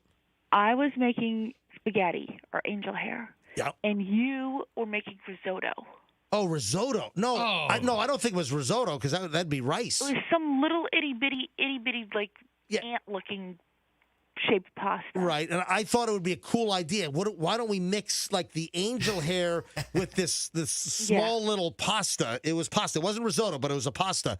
And you freaked out on me because I mixed it. I packed my bags. I mixed the pastas, and you went bat crap crazy on me. I couldn't understand why you were doing that. Anyway, the pasta, all of it ends up on the kitchen floor. The colander is smashed on the floor. All the pasta's all over the place. Anyway, just to wrap this up, I tell the story on the air, and one of the guys from J-Corps at the time who owned 93.3 heard my story because this was on the air in West Palm Beach. Heard the story, was driving through, and that's how I got hired away. It's that story that got me hired away from 95.5 over in West Palm Beach. In 1993, they heard the story, and I was called over for an interview, and I was hired to join the Power Pig back then. And that was the start of the MJ and BJ morning show because of a domestic altercation involving pasta chucked on the floor because Michelle was ticked that I mixed the angel hair with some other smaller pasta. I asked you not to do it, and you insisted on doing it. So you mean to tell me you were just like adamant this is going to be the best thing ever? Oh. Michelle, you guys are one pasta dinner away from being the king and queen of West Palm Beach? Yeah. Mm-hmm. Oh, man. You know, It's a tough I call. can't tell you. I know. And Fester, too. I don't think Roxanne has witnessed this, but I must have seen MJ throw in the studio 100 different things. 100 things. See? And they heard that and they said, we want this hot-tempered, this guy sounds like a great employee. But wait a minute. But back, The carts that you threw through the ceiling. Staplers. back in the day, earlier on in the MJ and BJ morning show and the MJ show, I was a little more high-strung and a perfectionist that I wanted everything that went over the air for our listeners to be perfect. No, you were kind of a schmuck. Yeah, just sort of an real ass. a-hole. Yeah, real ass. Meanwhile, you guys are still with me. You'd have nothing else, right? Okay, let's not go that crazy. I mean, listen. I'd have nothing else. And have I mellowed out a little bit behind the scenes? So I don't even recognize this guy who is MJ now. Now, I really don't. I'm the same guy on the air, but off the air, I'm not quite as high-strung, am I? I'm so mad that there's not more anxiety in this studio. And more things haven't been thrown. I really am frustrated about this. And Michelle can attest to this. Michelle, am I medicated in any way whatsoever? Have I ever taken any type of a psychotropic drug? No. Never. You could use So it. what You did happened? throw something in the studio one time when I was there. What was that? You did throw something in the studio one time. I don't know if Fester was there. I don't know. Do stuff every day. Hey, so, folks, a pasta flinging argument is what got the MJ and BJ show going and then the MJ morning show. And here we are still today. Look at that. Wow. Yeah. Look at that. All right, Michelle. Talk to you in a bit. Okay, bye. Love you. Love you too. Would you like some pasta? Don't mix my pastas up. Yeah, for real. Guess what? Did I ever do that again, Michelle? Yeah. Never. I never did it again. right. I'm a fast learner. All right. MJ. Yeah. Slick, who is filling in for Coop. Yep. He's betting his broadcasting career on us having to take line one. Uh-oh. All right. Hang on a minute. Hi, good morning. It's MJ. I don't know who this is. Good morning. You're on the air.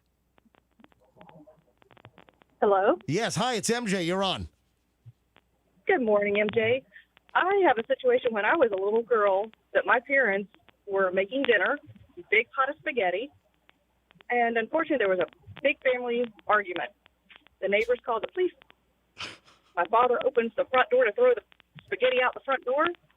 Police officer, about 6'6", standing there, landed right on his face. Oh my! Oh my! That's like a movie.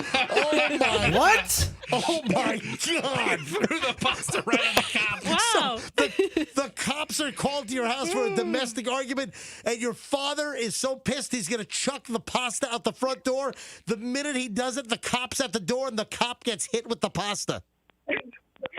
I remember him wearing this big flat rim hat, and it was just dangling off. Oh my God! Did your father get arrested for like assault with pasta?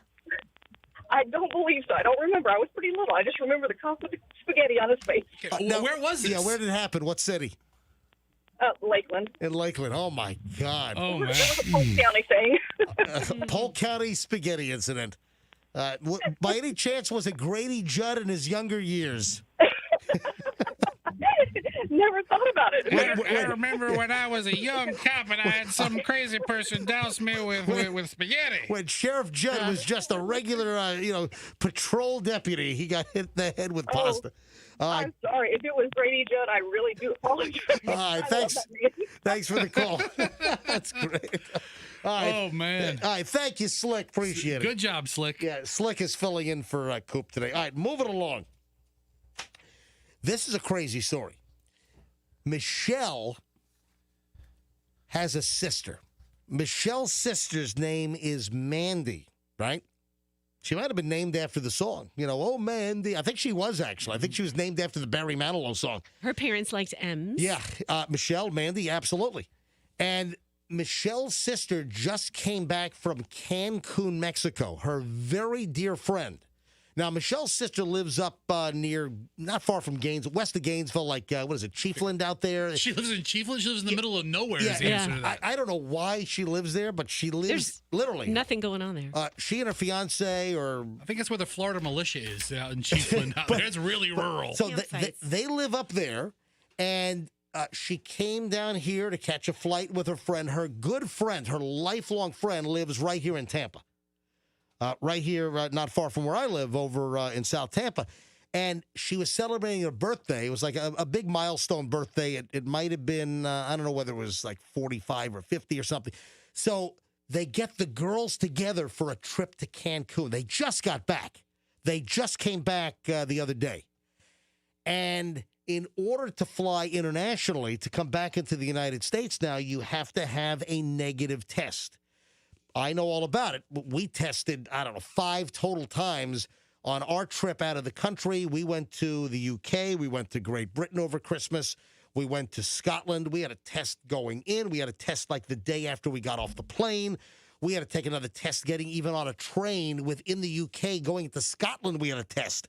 Then I had a test again before we can get on the flight back to the United States. I have had a ton of tests. Listen to this.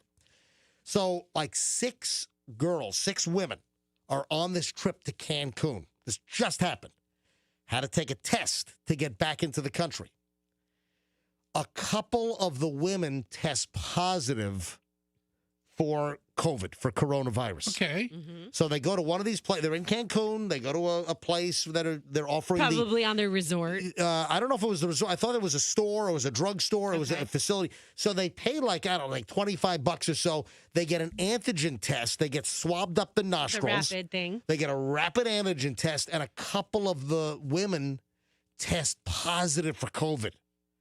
And I guess they heard something, and they got some advice. They just went down the street to another place. Boop, negative. like half an hour later, they were negative, and they used that test to get on the airplane to then come back to the United States. Is that not crazy? I have a theory that if you're traveling out of the country and you test at a resort, that they're always going to make you negative because they don't want you to have to get stuck there. But this wasn't a resort. Right, I know, but I'm just saying, so you're talking about discrepancies of tests. Yeah. This was not a resort. This was at like a pharmacy, or these were places that were selling tests. This was not at the resort, this was not the hotel where they were staying. They went to one place, and a couple of the women tested positive for COVID. Then they went down the street to another place, got tested, and then they were negative. That's the story. So I wonder if they were just cured in an hour, or if Yes, they were there's touched by the hand of God. It was a miracle. Yes. Evil COVID come out. Or it just goes to show how ineffective some of these tests are in maybe Mexico. I think in general. In general? I think that the antigen tests have false the at-home or the quick rapid tests, I think that there's quite a bit of false positives and false negatives. But there are certainly people that are taking these tests that are showing up positive and they got it. Or people that are taking the test and it comes up negative and they don't have it. But I think that there are a number of false positives and negatives. I mean, that's a crazy story. That within 30 minutes, one place you're positive, then you go down the street and you get tested again somewhere else, and boom, you're negative. Hey, you're on the plane. Don't you think in Mexico you could just slip the guy a couple pesos and he'll give you a pass? I mean, that's how you get out of jail there, right? Pretty close. So I always heard. Yeah, pretty close, I think, there, Froggy. I think you might be right. So I just thought it was a crazy, crazy story. I have a local item right here. These could be the two worst human beings on the planet. This, I think, is worse than kidnapping. I think this could be worse than murder. I think this could be possibly the worst thing that a human can do. Okay. This happened right here in the Tampa Bay area. This happened in Clearwater. Have you heard of Clearwater? Do you know where that is? Isn't it that hamlet north of St. Petersburg? I think I need to look at a map. If you could bring up Google Maps, let me just confirm that. All right, so this is the worst. This is the worst thing ever. These could be the worst two. And apparently, according to their mugshots, they're really thrilled with what they did. All right, you're freaking me out now. You got to see these mugshots. Hey, can we get, hey, Slick, can you get Buck to post this on our web? Can you get Buck in here real quick? Because we got to get these mugshots. All right, do not read the story. I want you to look at these mugshots. Describe, Fester and Roxanne, describe, Froggy's at home, so he can't see it. I see him. All right, look at the mugshots. I see the mugshots. The cat that swallowed the canary. I mean, that's what they look like. It's more than a smirk. It's a smile in each of the mugshots. All right, there are smirky smiles. They are thrilled with themselves. Mm-hmm. You've got two young women that are thrilled. They're enthralled. They could not be happier. In their orange jumpsuited mugshots in the Pinellas County Jail, these two young women are smiling their faces off. They are thrilled. What did they do? A 3 a.m. glitter attack where they threw glitter all over a person's apartment. All right, seriously. Glitter is so nasty. It could be worse than murder or kidnapping, I think. It is the worst. It is. Listen to this story. Once you get glitter, it never comes out. It doesn't. Listen to what they did. It's like multiple. It's not one jar of glitter. It was like they were armed and glitter dangerous. These animals. Wasn't there a movie? Wasn't that awful movie with Mariah Carey called? Was Glitter. that Glitter? Okay. Yeah. No. Love that movie. Yeah, that was a great movie with Mariah Carey. What was Geely? Geely was J-Lo and Ben Ben Affleck. and Ben Affleck. Glitter was Mariah Carey. That's right. Glitter was Mariah Carey. Both G's. Listen to this. Two Florida women, each facing a felony burglary charge after allegedly perpetrating a 3 a.m. glitter attack on a male victim. Investigators say that Sarah Franks, 29, and Caitlin O'Donovan, 27, arrived early yesterday morning at the Clearwater residence of Jacob Colon and began arguing with him while he was standing on his fenced balcony. Franks and Donovan, according to the police here in Pinellas, each threw a container of glitter at Colon, who was struck in the upper torso and head, according to the arrest affidavit. It doesn't reveal the nature of why they were arguing, according to the smoking gun. We also don't know what the relationship is here. So listen to this. After pelting Colon, the guy with the glitter, Franks climbed over the ground level fence, entered his apartment, where she engaged the victim again and threw more containers of glitter. So the first glitter attack was outside on the deck. Yes. Then they go inside and they have a whole arsenal of glitter containers, and they're throwing the glitter at him now inside his apartment. It's going everywhere. Did they go to Hobby Lobby right before? How did they get loaded up with so much glitter? My God. Is Michael's Arts and Crafts having a sale? Guess what? There are not supply issues, but the shelves are bare because they bought all the glitter. Unbelievable. So these girls are they're arrested. Here's their mugshots. Oh yeah, and they're smiling. They got arrested for that? Yes, it's Froggy. It's battery. They threw glitter at the guy's head. Then they go inside and they desecrate. They vandalize the apartment by throwing subsequent containers of glitter all over the guy's house. It'll never come out. It'll never come out. Never. He's lost his fee he pays to the apartment complex in case of damage. No, they're going to have to demo. They're going to have to demolish the whole apartment complex. They're going to have to knock it down, start again. This glitter. You can't get rid of it. It shows up everywhere. I mean, you can literally rob a bank with glitter. I got to be honest. I think glitter could be worse than Chernobyl. We have, Yeah. It's really, really bad. We have a glitter issue at my house. Why would you have glitter in your house? Well, my stepmom got my daughter, she loves princess dresses, so she got her this princess dress. Right. And glitter everywhere. We've had it for 3 years, and the glitter still flies off of it. We keep it in the garage. But from those initial times that she wore it in the house, I still find glitter. All over the house, when the glitter catches light, you see sparkles of glitter still all over the house, little don't blue you? sparkles everywhere. It's insane. I mean, they'll still pop up. I bet you that's been in food. You probably you've swallowed glitter. I 100% have eaten. It's like salt and pepper in our house. Let me finish. Your colon's probably glittery. You go to Rockwell. I don't know. That was a procedure, but yes. All right, so let me finish up with the story. So they pelt the guy with the glitter. Then they climb over the ground level fence. They go into his apartment. Then they throw more containers of glitter at him, according to the police. Franks then allegedly unlocked the front door to allow O'Donovan in. So the other culprit comes in the front door. Once inside, O'Donovan then, the new girl, throws additional containers of glitter at Cologne, and it goes all over the apartment. What do they have him strapped on their chest like Rambo?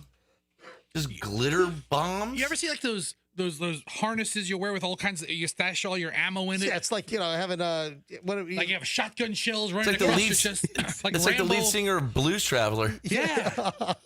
With a bunch of glitter. Oh, my God. So once inside, additional containers of glitter were thrown. The police affidavits out of Pinellas indicate that O'Donovan and Franks share an apartment about 2 miles away. Upon completing the glitter bombing, Franks kicked a window in Cologne's residence until it shattered. The pair then drove away from the apartment complex.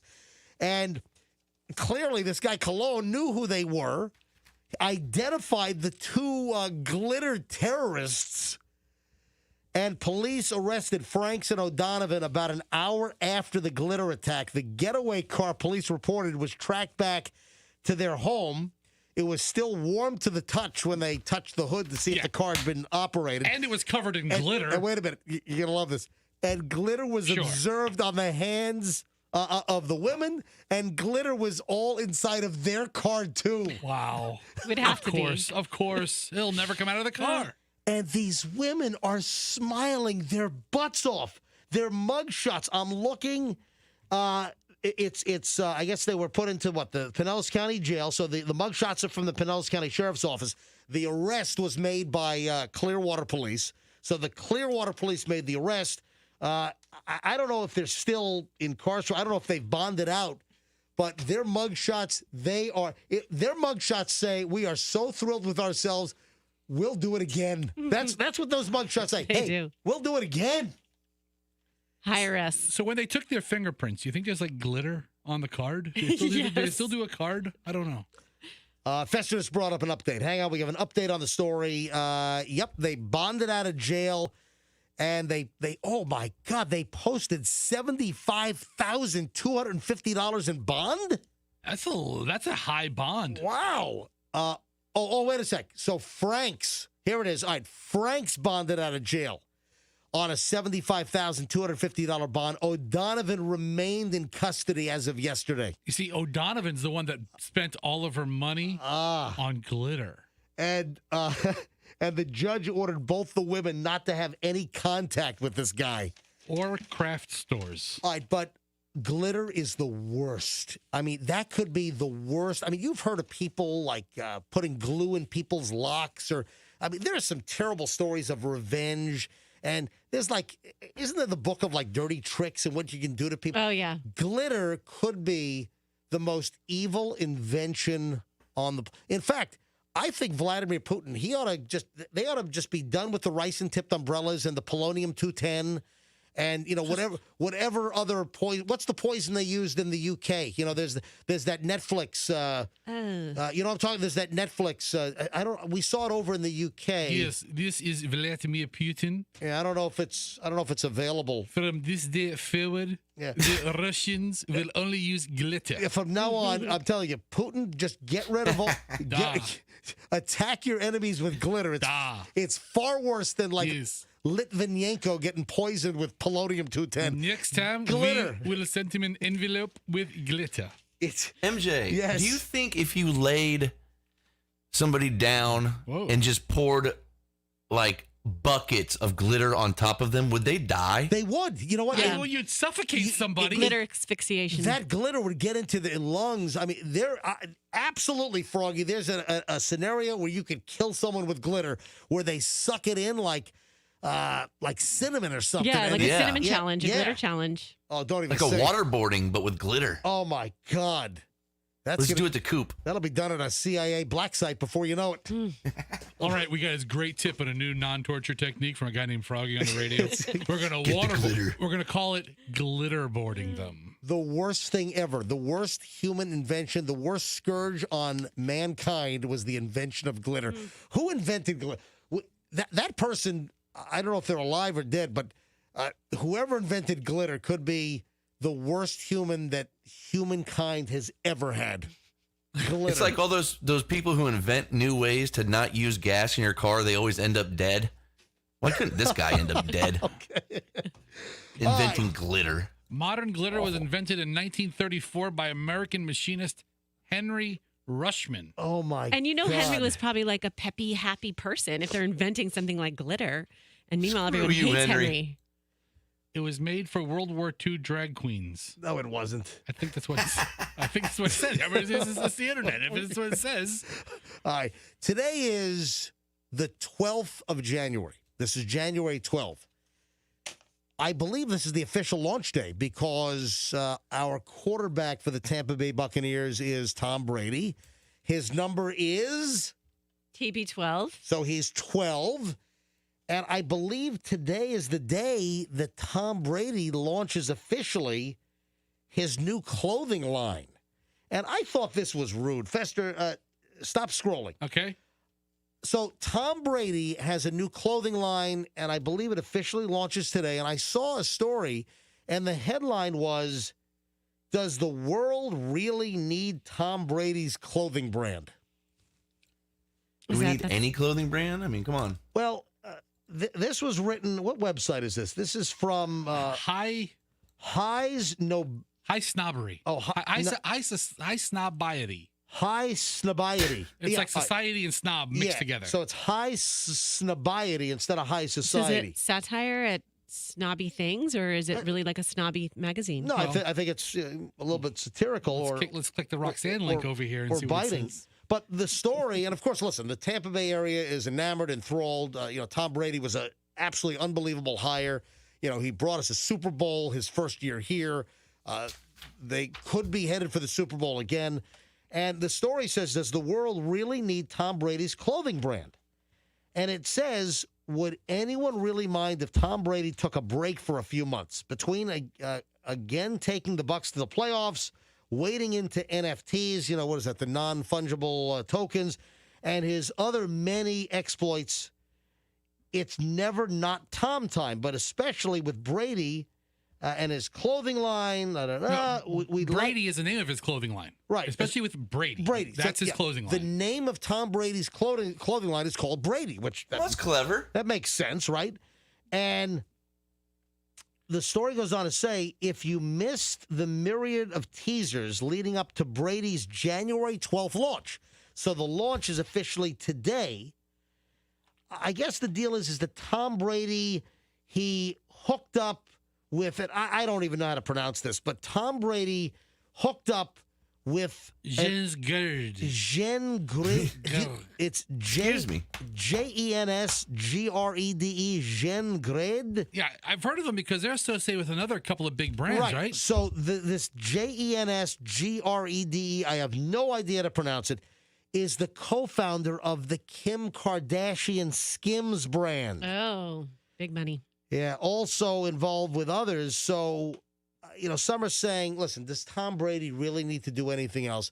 All right, first of all, I'm an entrepreneur. I believe in entrepreneurialism. If you're able to use your celebrity and if you want to have the entrepreneurial spirit and try to make a buck and sell something, hopefully it's a good product. I'm not going to stop anybody from.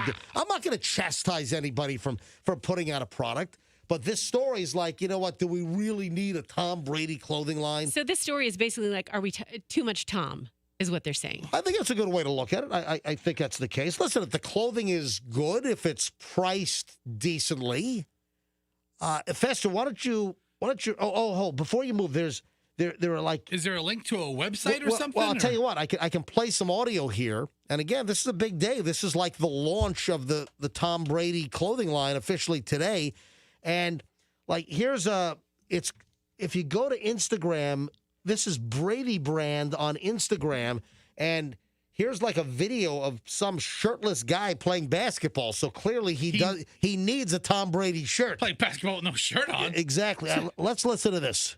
I got into basketball at a very early age. My dad put a ball in my hand. My God. I was able to walk. I was already putting the ball in the basket. That's out of phase. I had to just take one channel. So, hey, Tom Brady, the audio is out of phase, by the way, on your Instagram. So whoever is doing your technical stuff, they don't know what they're doing. Yeah, how about you open an audio company, Tom? The more and more I worked, put the time in practice, worked on my jump shot, the easier the game got for me. To be an effective player, you have to be able to think the game, not just play it. What it means to be the best you could be is you can look at yourself in the mirror at that. Who's this guy? And know that you got better. No matter. Some sweaty guy with no shirt, sinking hoops. Better than, you'll carry those experiences with you for the next time you step in the court. So the guy's he's telling like a story. He's an athlete, and then it ends with the Brady logo for Brady clothing. Do they have a big and tall section? That's what I want to know. MJ, what are they saying? Like, you have enough money, so why do you have to do this? Or is it he's too in the public? I think that's what the written piece is about. It's like, Tom, you're everywhere. Do we really need more Tom Brady and a clothing line? And I say, listen, more power to the guy. If the guy can produce clothing that people want, then sell it. I don't have an issue with this. I mean, people are walking around for a decade and a half with stupid Tommy Hilfiger. Now they're going to walk around with Tommy Brady. Yeah. Go to the website because it launched today. Let's see if we can check out prices. So, Fester, do a search for the Brady brand. Okay. Try and find his brand, and let's see if we can find, I think they're doing like pullovers and sweaters and shirts. Do they have undergarments for men? Okay, BradyBrand.com. All right, so Brady Brand. So Fester's on shop. It says technical apparel for training and living. So let me. I thought his brand was TB12. That's another one. That's like the. That's another one. All right, so look at this. An offshoot. I'm on the Brady website. So the new Tom Brady clothing line brand launches. I'm looking at tops. They've got tanks and T-shirts, long sleeves, polos, hoodies, sweaters. Bottoms, they've got shorts, pants, sweatpants, joggers. For outerwear, they've got jackets, hoodies, accessories, socks, hats. Ooh, let's see what socks he has. All right, so hold on. Let me go to socks. I'll click on the accessories socks area. Oh, my God. They're really nice socks. Yeah, those are cute. Oh, look at this. And they say Brady on the back of every sock. Training socks, $25. And the different colors. Yeah, I like the green ones, Tom. The socks are $25. All right. That's a little higher than the 12-pack of socks I get from Sam's Club for $8. There are some for $20. All right, that's the socks. All right, where do you want to go next? What Let's else? go back. You want to do, how about... T-shirts? All right, T-shirts. Let's see what kind of T-shirts they have. All right, so... Does he need displays for this stuff? That's all I care about. Yeah, Froggy wants to sell him shelving. So there are plain T-shirts. There are logo T-shirts with like a Brady logo on the shirt. The T-shirts, oh, wow. The T-shirts are kind of expensive. A cotton jersey, varsity short sleeve, $50. What? The plain T-shirts, MJ, the kind of shirts that I think you would be interested in, just being a plain, nice, high-quality shirt, $75. Yeah, so the... Oh, my God. Yeah, the nice cotton shirts. Like, I used to wear those Burma Biba shirts for years, and what's there's another brand that I have, I forgot. But, all right, so Tom Brady's plains are $75 for the T-shirt. Okay. For a screen printed T-shirt, it looks like $50. That's a little steep. And you wear Tom's name on your chest? It says Brady? Yeah. Okay. Let's see what else we got. Yeah, but listen, I wish him the best. And if people want to, but this is an extensive line. This is not like 3 items.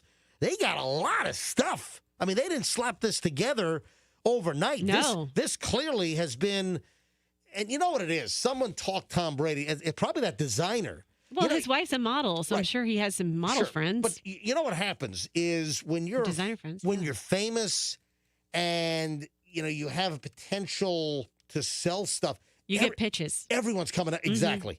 Everyone's coming at you, trying to pitch you everything. Tom, listen, my name is Rufus, and I have the best idea for an amazing clothing line Tell me called all about Brady. Oh, yes. Rufus, tell me more. Rufus, so what is your vision? My vision is $75 shirts. Yes, you agree? Okay. And then we have the polo shirts, $400. Okay. Funny you say that, Froggy. I'm on polos right now. Oh, wow. Oh, no. $120. What? All right, this is outrageous. The polo shirts, the Tom Brady polo shirts are $120. Fester's on the section right now. He has a long sleeve polo for $140 and a zippered polo with a zip up where the buttons go for $175. Where's this stuff made for Oh my! Okay, it's made in a country called Kahina.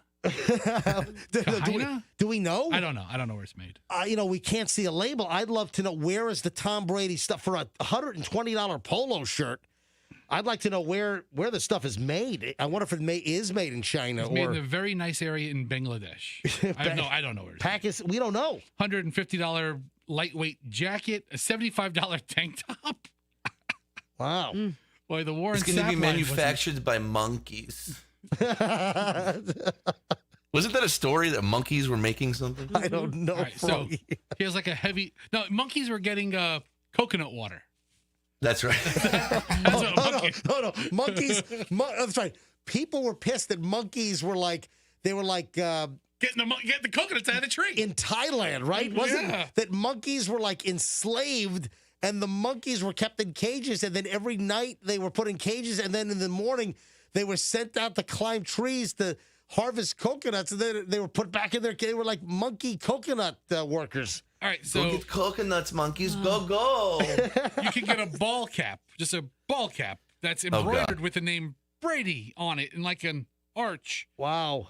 Only $65. So a Tom Brady ball cap, a baseball cap, is $65. Okay. Wow. When they were coming up with the brainstorming for the name of the clothing line, did anyone raise their hand, the naysayer in the room, and say, "Isn't this going to remind people of the Brady Bunch?" Because that's what it's doing to me. So. I mean, I like the clothes, but I still see Brady, and I think Brady Bunch. But when you see Tom Brady play football, you thinking of Marcia and Greg? Yeah, I am. You're thinking of Alice the Maid? When Tom Brady is on a 90-yard drive, you're thinking of the Alice the Maid from the Brady Bunch? It's hard to not get that. It's hard to get that image out of my mind when he's I think of throwing for Alice touchdown Maid passes. in several different life scenarios. I don't want to hear Sam the Meat Man, just with his meat in the middle of the field. Anyway, the Tom Brady clothing line has launched officially today, and the stuff looks nice. It's not cheap. And I'd like to know, where is it going to be in stores, or is it only available online? And I do want to know where it's made. I'm hoping that Tom said, hey, I want my stuff made in America. Maybe he did because supply issues. You're better, safer off here right now. All right. I love this. And it comes out every year. All right, what are you guys laughing at? Roxanne just looks at me and shrugs. I don't know what I'm saying. Better off here right now. And then she gives a big shrug. All right. So, nothing for the year. All right. Nothing for the year. All right. Thank you. Thanks. Half this show is just making ourselves laugh. Thanks for the distraction. Faster, get with it. All right. Guess what is out? The TSA has released their list of the most bizarre things confiscated at checkpoints around America. Oh, I love this. Have you ever seen like the bucket? Like once a year, like I remember seeing stories that Tampa International would have like sales of all the stuff they'd confiscate. Really? Knives and I guess the guns would be taken, but all kinds of stuff. Yeah. So the run-of-the-mill common stuff is someone's trying to bring a full tube of toothpaste, through the X-ray. Someone's got a bottle of Aquafina. Shaving cream. Whatever. A perfume bottle that's more than 3.5 ounces or whatever. There are things that are confiscated. People have a pocket knife or a corkscrew. The things that's all commonplace. Don't bore me. Don't bore me with that stuff. What we have, though, is the list of like the top 10 things, and this was just released by the Transportation Security Administration, the TSA, and we have the annual list of some of the oddest things that were confiscated last year in 2021. This is a Twitter post that just came out from the TSA. Are you ready? Oh, I can't wait. I'm going to give you the item that was confiscated, and then you will hear the airport in which the confiscation occurred. Bullets in deodorant at the Atlantic City Airport in New Jersey. Somebody had pushed bullets into the deodorant, the solid deodorant with the chalky white. Someone pushed bullets into that. Doesn't that sound like a great name for a band? What, bullet deodorant? Bullets in deodorant. Tonight only, it's bullets in deodorant. Hello. I'm from Bullets in Deodorant. We stink. Yeah, what's at Janice Landing? One night only. We're going to melt your face off, Tampa. Bullets in deodorant. Come out and see us. Are they British? They are now. They are. All right. Number 9, I don't know why this is on the list because there were like hundreds and hundreds. Number 9 is a pistol at Newark International Airport. But a pistol? Yeah, that happens all the time. I think the number one place for gun confiscations, and it's not bad people. It's just people that forgot that, I'm a lawful gun owner and I forgot to take this gun out of my bag. That happens all the time. I believe the number 1 airport for that is Atlanta. I think number 2 is Dallas for people that just forget they have guns in their carry-on luggage. Number 8, now it gets weird again. Number 8 is a meth burrito. Someone brought a burrito, and inside the wrapper, they had meth in bags all rolled up inside the burrito. All right, Froggy, if you want to talk about a good name for a band, Meth Burrito. There we go. That's a good name for a band. Meth Burrito. Welcome to meth. All right, so that was at Hobby International, and Hobby International is also in Texas. Houston, right? Houston, yep. Yep. And number 7 is a firearm buckle. That was Honolulu International Airport. Apparently, the individual had an actual... I've seen those. Yeah, it's like an older decommissioned gun that they make into a belt buckle. It's like a 1-shot or a 2-shot. No, I've seen different... I've seen older guns that, what they'll do is they'll like weld... like metal into the barrel, and they'll make the gun inoperable, but they'll make like a rootin' tootin' belt buckle. But you can't have. They don't allow you to have like a facsimile of a gun. They don't let kids take little toy plastic guns out of planes. They'll take away a kid's little cap gun. They'll take away like a plastic little gun that goes, makes noise. I've seen these online before, MJ, where it's only like a revolver. Right. Well, there's a company called North American Arms, and they'll make a little little Derringer, and they'll make the Derringer will fit into the belt buckle. That's a real gun. Yeah. That is a real operable gun. Oh, that's what I want. I want my gun right by my crotch. That's just so stupid. Hey, we're up against the clock here. Let me get to the rest of the list here. A cleaver. Someone was bringing a meat cleaver, a giant meat cleaver. Yeah. That was confiscated at the Harrisburg International Airport in Pennsylvania. Sam the Butcher. A big can of bear spray. Someone tried to bring through the airport at in the Destin Fort Walton Beach Airport. Someone tried to bring a machete through Reagan National in D.C. Then in Syracuse, someone tried to bring in a whole bunch of fireworks. Board the plane with a bag of fireworks. You can't do that, right? They're like little bombs. Number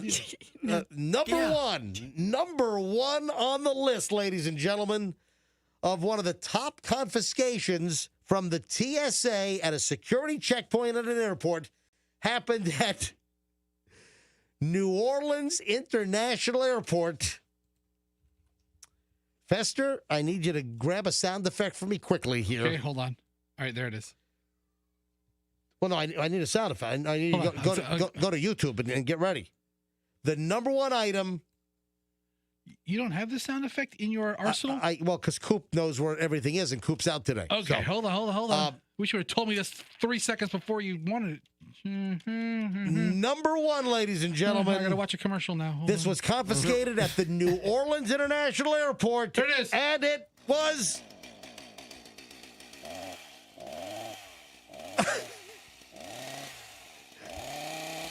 That's right. This is the worst chainsaw sound effect I could have found. Someone tried to bring a chainsaw sound effect. A real chainsaw. We're trying to bring a chainsaw sound effect. I'm sorry. Excuse me, sir. Is that a chainsaw sound effect? No. Someone brought a chainsaw, a real chainsaw, and it was confiscated at the New Orleans International Airport. So there you have it. The top things confiscated by the TSA in 2021. All right, you got the MJ Morning Show here on Q105. I got Hollywood Dirt. We've got the latest on Bob Saget coming up. The latest on Antonio Brown. What is this guy doing? And speaking of Tom Brady, we've got an Antonio Brown follow-up. We'll get to that. We're loaded next. Don't move. We're back in minutes on the MJ Morning Show here on Q105. And,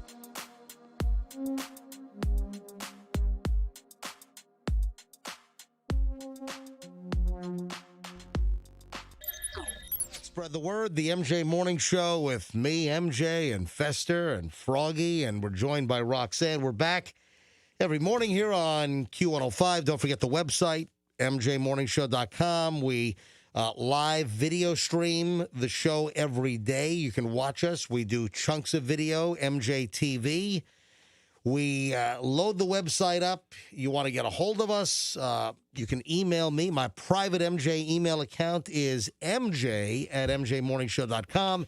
Any comments, questions, any good material, you want to give us a hot tip, you can always call us at 800-990-1047, 800-990-1047, same number to text us.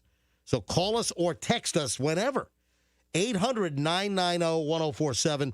And, of course, you can email me personally, any good content, any hot tip, gossip, mj@mjmorningshow.com. That's mj@mjmorningshow.com. And you can email the whole crew. It's Roxanne at mjmorningshow.com. It's Fester, Froggy at mjmorningshow.com. All right, we have an update on Bob Saget. Well, as much of an update as you would imagine. And among the causes of death that we speculated that Bob Saget died of were, heart attack, stroke, some type of an aneurysm. And according to TMZ, their sources are saying that they see signs of a heart attack or stroke. So, listen, I don't think you need to be medically trained to figure out a sudden death like that.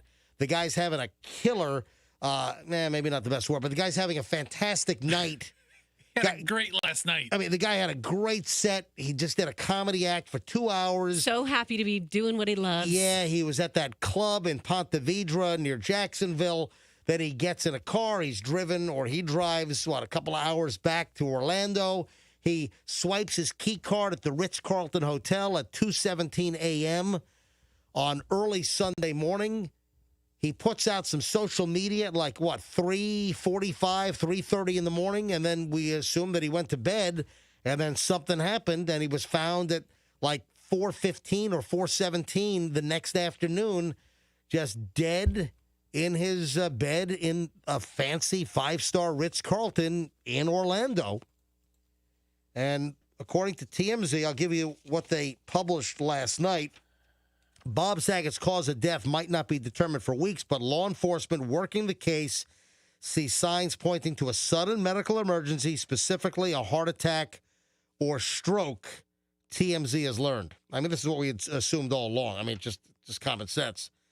Law enforcement sources tell TMZ authorities involved in the investigation say the position in which Bob's body was found and a lack of evidence supporting any kind of drug use or foul play are the main reasons they suspect a heart attack.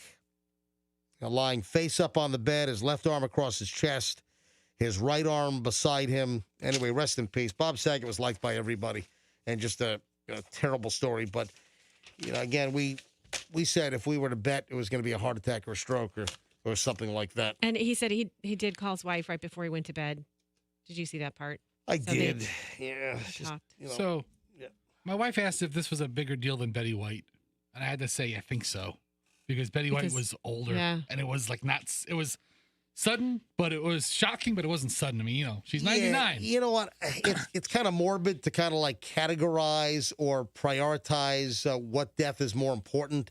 But in the scheme of things, listen, Betty White was 99. Bob Saget was a young 65 and was revitalizing and really excited about. He'd always done stand-up for you, but it was something, I think it was he had a new. His new spin was no negativity.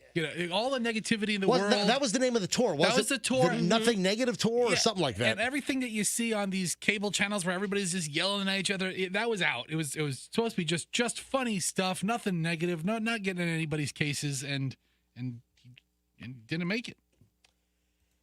Yeah, just a terrible story, and I'm sure we'll have some closure as to what it actually was fairly soon. All right, on to Antonio Brown. Man, I have more stories on Antonio Brown being fired from the Bucks than when he was playing with the Bucks. Well, he's you guys know he's a rapper? Yeah, well, we talked about that the other day. I don't know if you were with us because Froggy's been home all week because his kid Luke is recovering from COVID. But Luke is Luke out of the 5-day quarantine now or no? No, I think Friday will be his last day. So why did Max go? Your oldest son went back to school. Oh, because why was he able to go back to school? He doesn't have any symptoms, and he's negative, and as long as he keeps his mask on, like 100% of the time. All right, so he tested negative, no symptoms, and he wears his mask 100%. Then he can go back to school. Yes. All right. So Antonio Brown, we had the story a couple of days ago, Froggy, that Antonio Brown was shooting a rap video in like Times Square the other day in Manhattan. Yeah, I remember that. But then I went on Spotify, and he has a bunch of music out, and none of it's good. Is it all curse laden? Can we play it or no?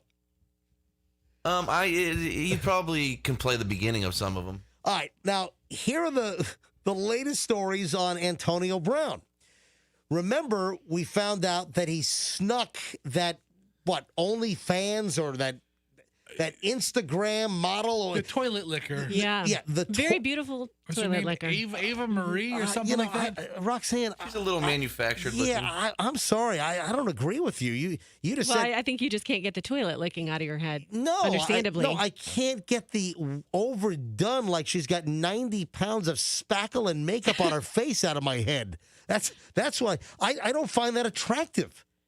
I just don't. Okay. So Antonio apparently did for a little while. Antonio Brown snuck this woman, this model, this Ava Louise, snuck her up to the hotel room on the Saturday night before the Sunday game at MetLife at the Jets stadium in New Jersey. Snuck this woman past like NFL security, got her up into the hotel, and had consensual relations with her.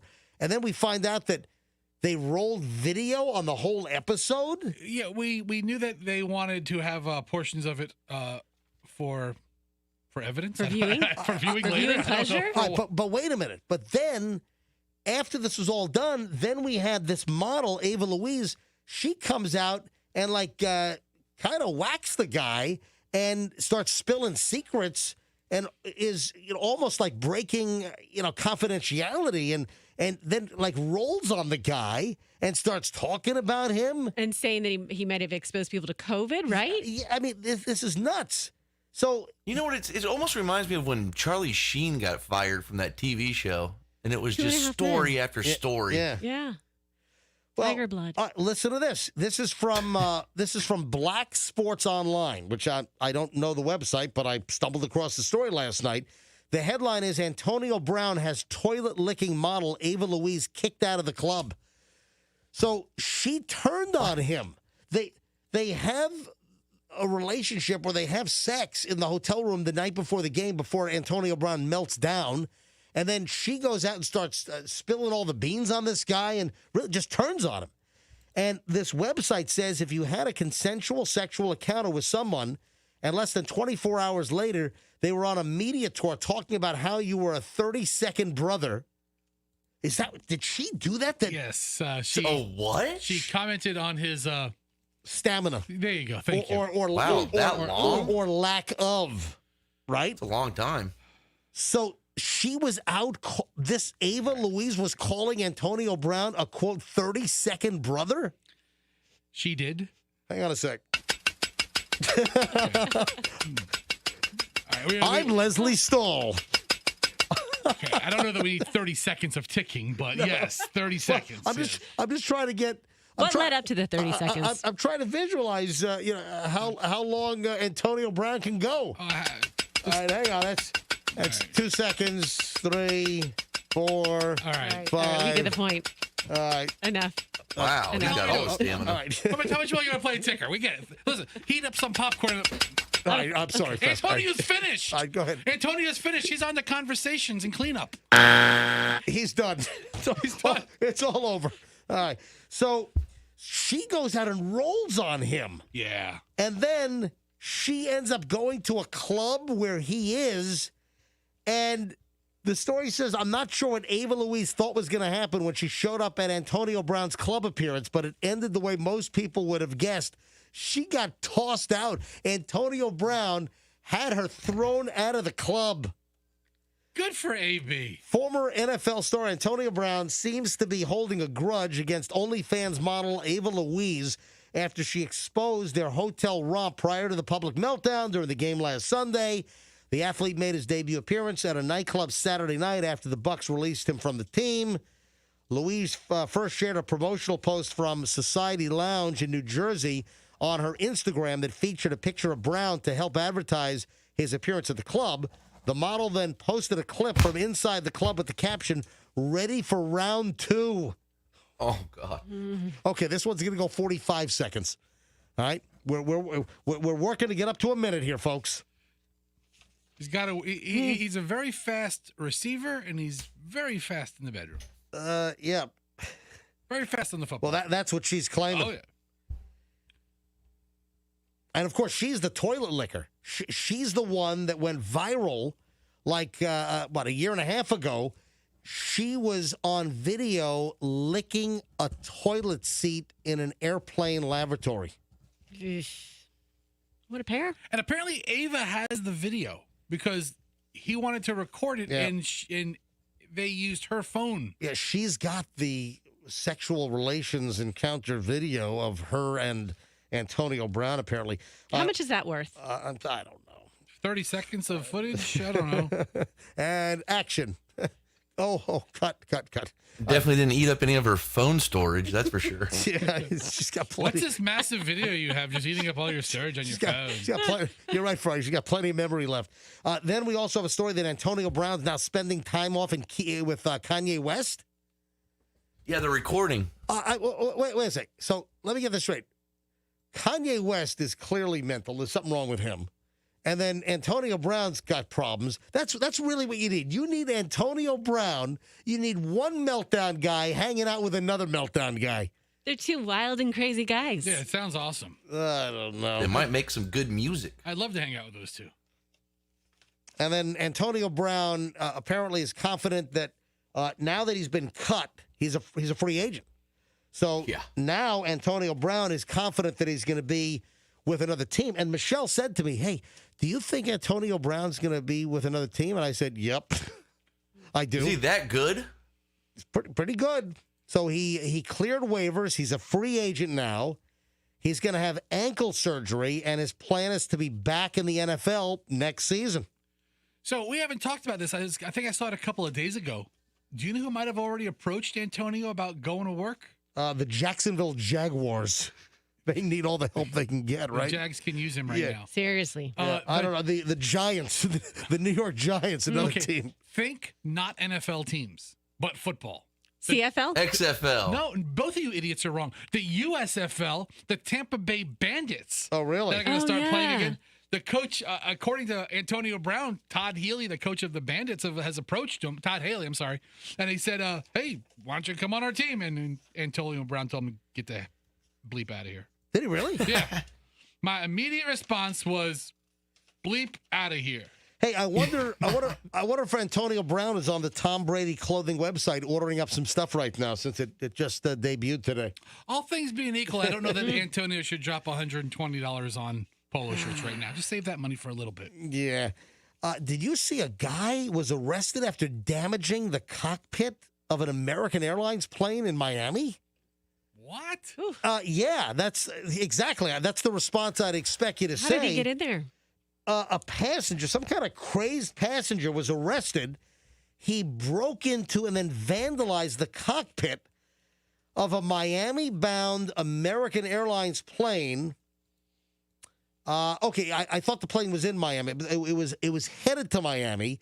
It happened yesterday afternoon, and it was an international flight. It was boarding in San Pedro Sula, Honduras. The flight deck was open. Guy goes in and starts like busting stuff in the cockpit. Is this video of this guy sticking his head out the window? Yeah. Oh my God. It is. This guy's a nut. The guy's a nut job. This looks like an American 737 or a 750 or or an Airbus 320 or something.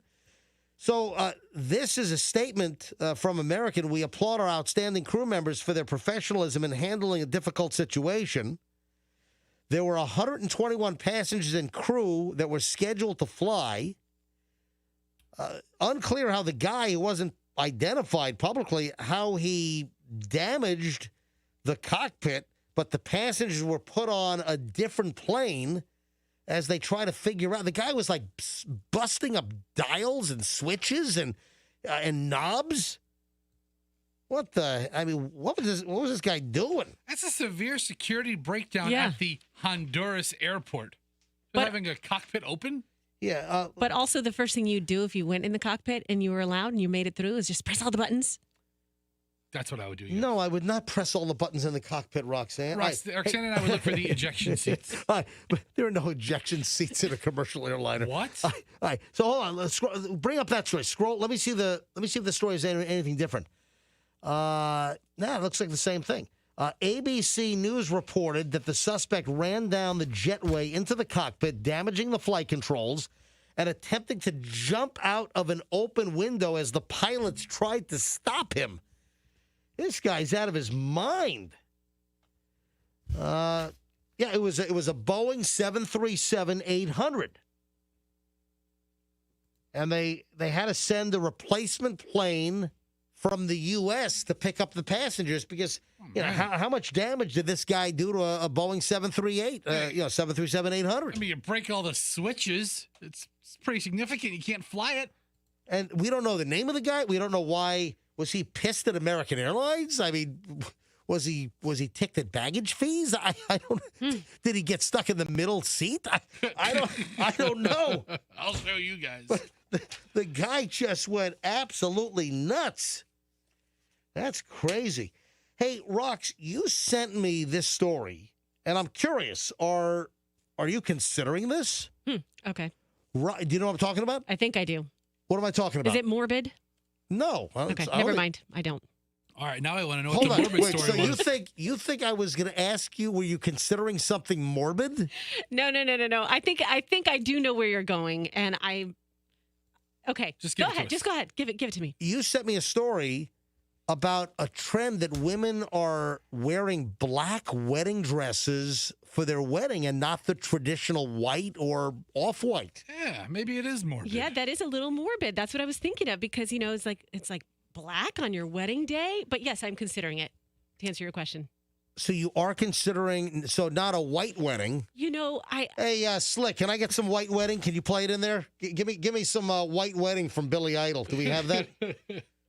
Slick? There's somebody named Slick around there? Coop is not here today, Froggy. Yeah, hey, can you play can you play a white wedding from in there, or do you need to come in here?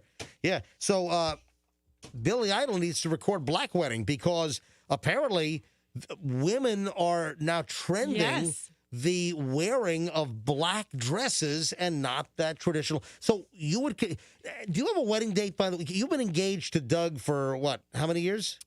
We've been engaged for 6 years. Do you and Dig Doug have a wedding date? We have a month. What month? November. Of what year? This year. So you have a date of potentially November of this year. Yeah, baby! It's a nice day for a black wedding.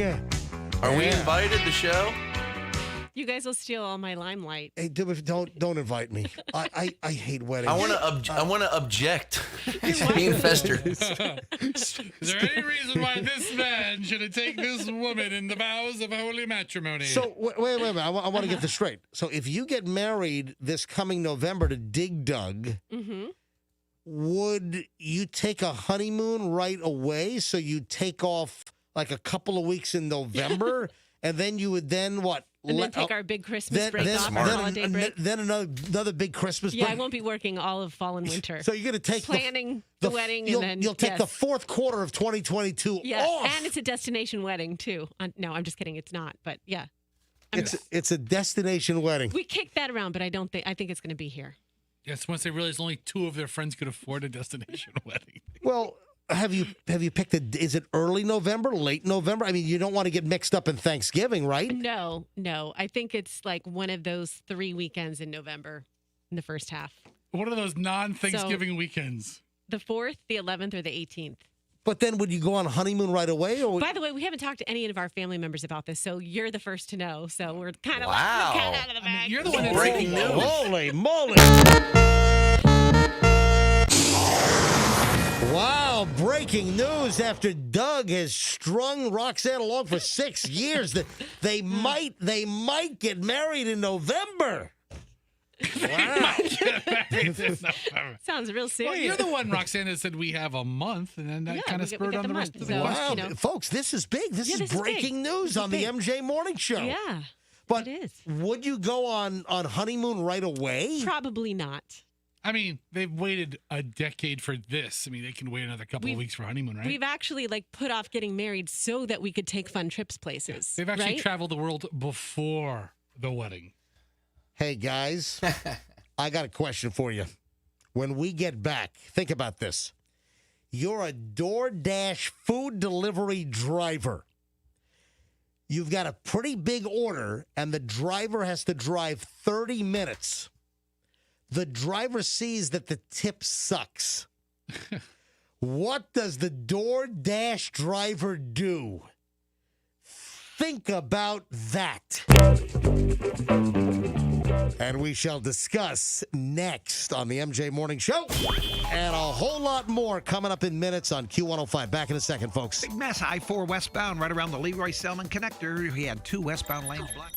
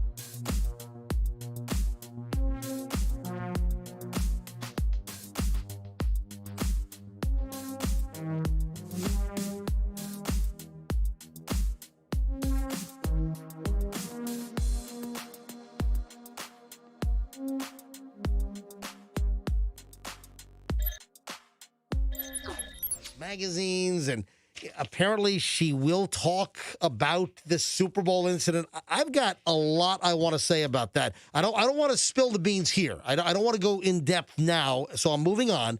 But I've got some really heavy things to say about Janet Jackson and that whole incident, and we'll do it tomorrow on the MJ Morning Show here on Q105. Yeah, Rox. I don't think you can talk about Janet Jackson. This is what impresses me most about her without referencing the fact that she had her first child at 50. Really? Yeah. That's amazing. Was that a surrogate, or did No, she carried? Pretty sure she carried Was the it child. was it IVF? Well, Do you know? I would guess that it would have to have been. I mean, not that. I mean, it does happen, but Yeah. Good for Janet. Yeah. I mean, Betty White, she gave birth at, I think she was 89 or 90. Yeah. Her kid just turned 9. Yeah, the kid's devastated. 9 years old. Poor lost kid. mom. 9-year-old with no mother. All right, not kidding. All right, so the DoorDash story. The father was only 76. So he's robbing the cradle of love. All right, so I kind of gave you the details. When I teased this item a little while ago, you got a customer that orders a fairly expensive DoorDash delivery. The DoorDash driver has a long drive. It's a 30-minute drive. And the DoorDash, see, I don't use DoorDash. We used one of the services, and I forgot which one we used. We used one in London for some Italian delivery. One of our nights in London, we had some Italian delivered to our flat that we had rented over Christmas time. And it worked very well. We used some app over there. It's not a service that we have here, but we just downloaded the app. And the food came. It was nice. Left I thought a 15, 20% tip, whatever it was. Did you use Uber Eats? It's like Uber Eats, but with a UK in the front. So, Festa, do you use Uber Eats or DoorDash? No, my wife has like 5 or 6 times, but it's not something that's regularly in our family. Roxanne, are you guys using DoorDash at your place? Or Froggy, are you guys using it? No, never done it. Roxanne, didn't you use DoorDash or Uber Eats or something for like a $200 sushi order or something? I heard that. You are correct, but it wasn't at my house. It was at my sister's house. Okay. All right. So but like regularly, no. Right. So none of us are using the food delivery company. So I don't even know if you guys are going to know the answer to this. The question is, I guess the driver sees how much the tip is. So with regular Uber, I'm trying to think. The driver, when you tip, does the driver know that? So I've taken Uber probably 50 times. Right, yeah. And you get your ride, you agree to a price. Yep. And then after you're done and you're leaving your stars, you can opt to leave an additional tip on Uber, the car transportation service. Now, you always got to leave a good tip. You got to leave the highest tip to keep your stars high. No. See, that's what I'm questioning here. And I know Uber because I do use Uber and Lyft. You know, I don't like parking my car at the airport and coming back to a $395 parking bill. So, we'll have either a friend drop us off at the airport or we'll Uber to the airport or Uber home. It just kind of sucks sometimes at Tampa International. You come in on a Sunday night and you got a bunch of flights coming in, and then a ride which should be like $11 from the airport to my home in South Tampa in Beach Park. Sometimes those things go up to like $38, $40. I'm like, what, for a 2.5-mile drive? You should have called Coop. He would have done it for like 30. Yeah, you're right. So listen, I know how those work because I use Lyft, I use Uber, and I shop them. If Uber's price sucks, then sometimes Lyft is a lot better. And sometimes it goes both ways. But I thought with Uber, they don't know your tip amount, so therefore it cannot affect the rating. See, I thought that they couldn't put 2 and 2 together and give you a lousy score because you didn't tip what they thought that you should tip. That's why I always tell my Uber driver, I'm going to give you the full tip. Good job. If he sees it or not, he knows he's getting it. Right. Like my Uber rating, I don't think it's great. I've got like a 2.6. What? Are you Larry Daviding in the car? No, I'm kidding. No, but I know people that have like 4 9s. I mean, I got to be honest. I don't give a flying crap about my Uber score. I don't. I've never not had a ride. Have you acted like a Karen in an Uber No, before? okay, I've got a 4.75. Is that? That's pretty That's good. good. 5 is the Yeah. top. I have my Uber is a 4.75, but everyone I know has a higher Uber. Like, for instance, Chloe, hold on a minute. And I'm going to get into the DoorDash thing. Hold on a sec. Well, Gen Z or like Chloe has all the good Uber etiquette, so she probably has a 5. I want to see what Chloe has, because Chloe, uses Uber. I have 4.91. And has. Who gave you less than a 5, Froggy? Hello? No, but they suck. Hey, Chloe? Yeah? Hey, it's Daddy. We're live on the air. How you doing? I'm great. Hey, what is your Uber score right now? If you looked at your Uber rating, what do you have? Hold on. Yeah, check. Tell me what you have, because Oh, look at me with the 5.0. you have a 5.0? 5.0. You don't take enough rides then. You know what? Dude, you get into their car, you smell the thing up, and you have a 5.0? I bomb them out. All right, Chloe, what do you have? I'm a 4.7. Oh, wait a minute. I'm higher than you. Wow. But I thought in the past you were higher than me. I've got a 4.75, and you have just a 4.7. Yeah, I don't know. I think it's because Did you throw up? Did you throw up drunk in an Uber? Oh. Dad? You threw up in an Uber, Chloe? Did you? No. No. Did you do it? You didn't tell me about the $300 cleanup fee? No. All right. Yeah, 4.7. I don't think I used to. Chloe, I'll see you home in a little bit. I'll be home soon. Roxanne with a 4.97. Look at her. Rox, you have a 4.97? 4.97. And I think the guy who gave me a bad one is because I couldn't tell him where I was. You're never going to give an attractive girl a bad score. It's not fair. How does Fester have a higher score than Roxanne? I mean, I've taken a bunch of. Yeah. I've probably taken about 30 trips. I'm looking at my trips. I've taken 30. All right, 30 trips is nothing. Okay. Yeah, if I look at my trips, how do I see how many trips I've had? Oh, here we go. I've had. Oh, it does. Oh, I it don't tells see. you all these It doesn't trips. tell me. Wow. It doesn't tell me how many I have. I don't know. How do you know how many trips you? Hey, Slick, were you trying to get in on something here? I've got a 502. Ooh, look at Speed Slick. All right, Slick is filling in for Coop today. Coop is off, and Slick's doing a good job filling in. And he's got a 5. So I got a 5.0, a 5.0, a 4.97, and Roxanne. And a 4.97. Froggy, do you have an Uber score? Yeah, it's a 4.91.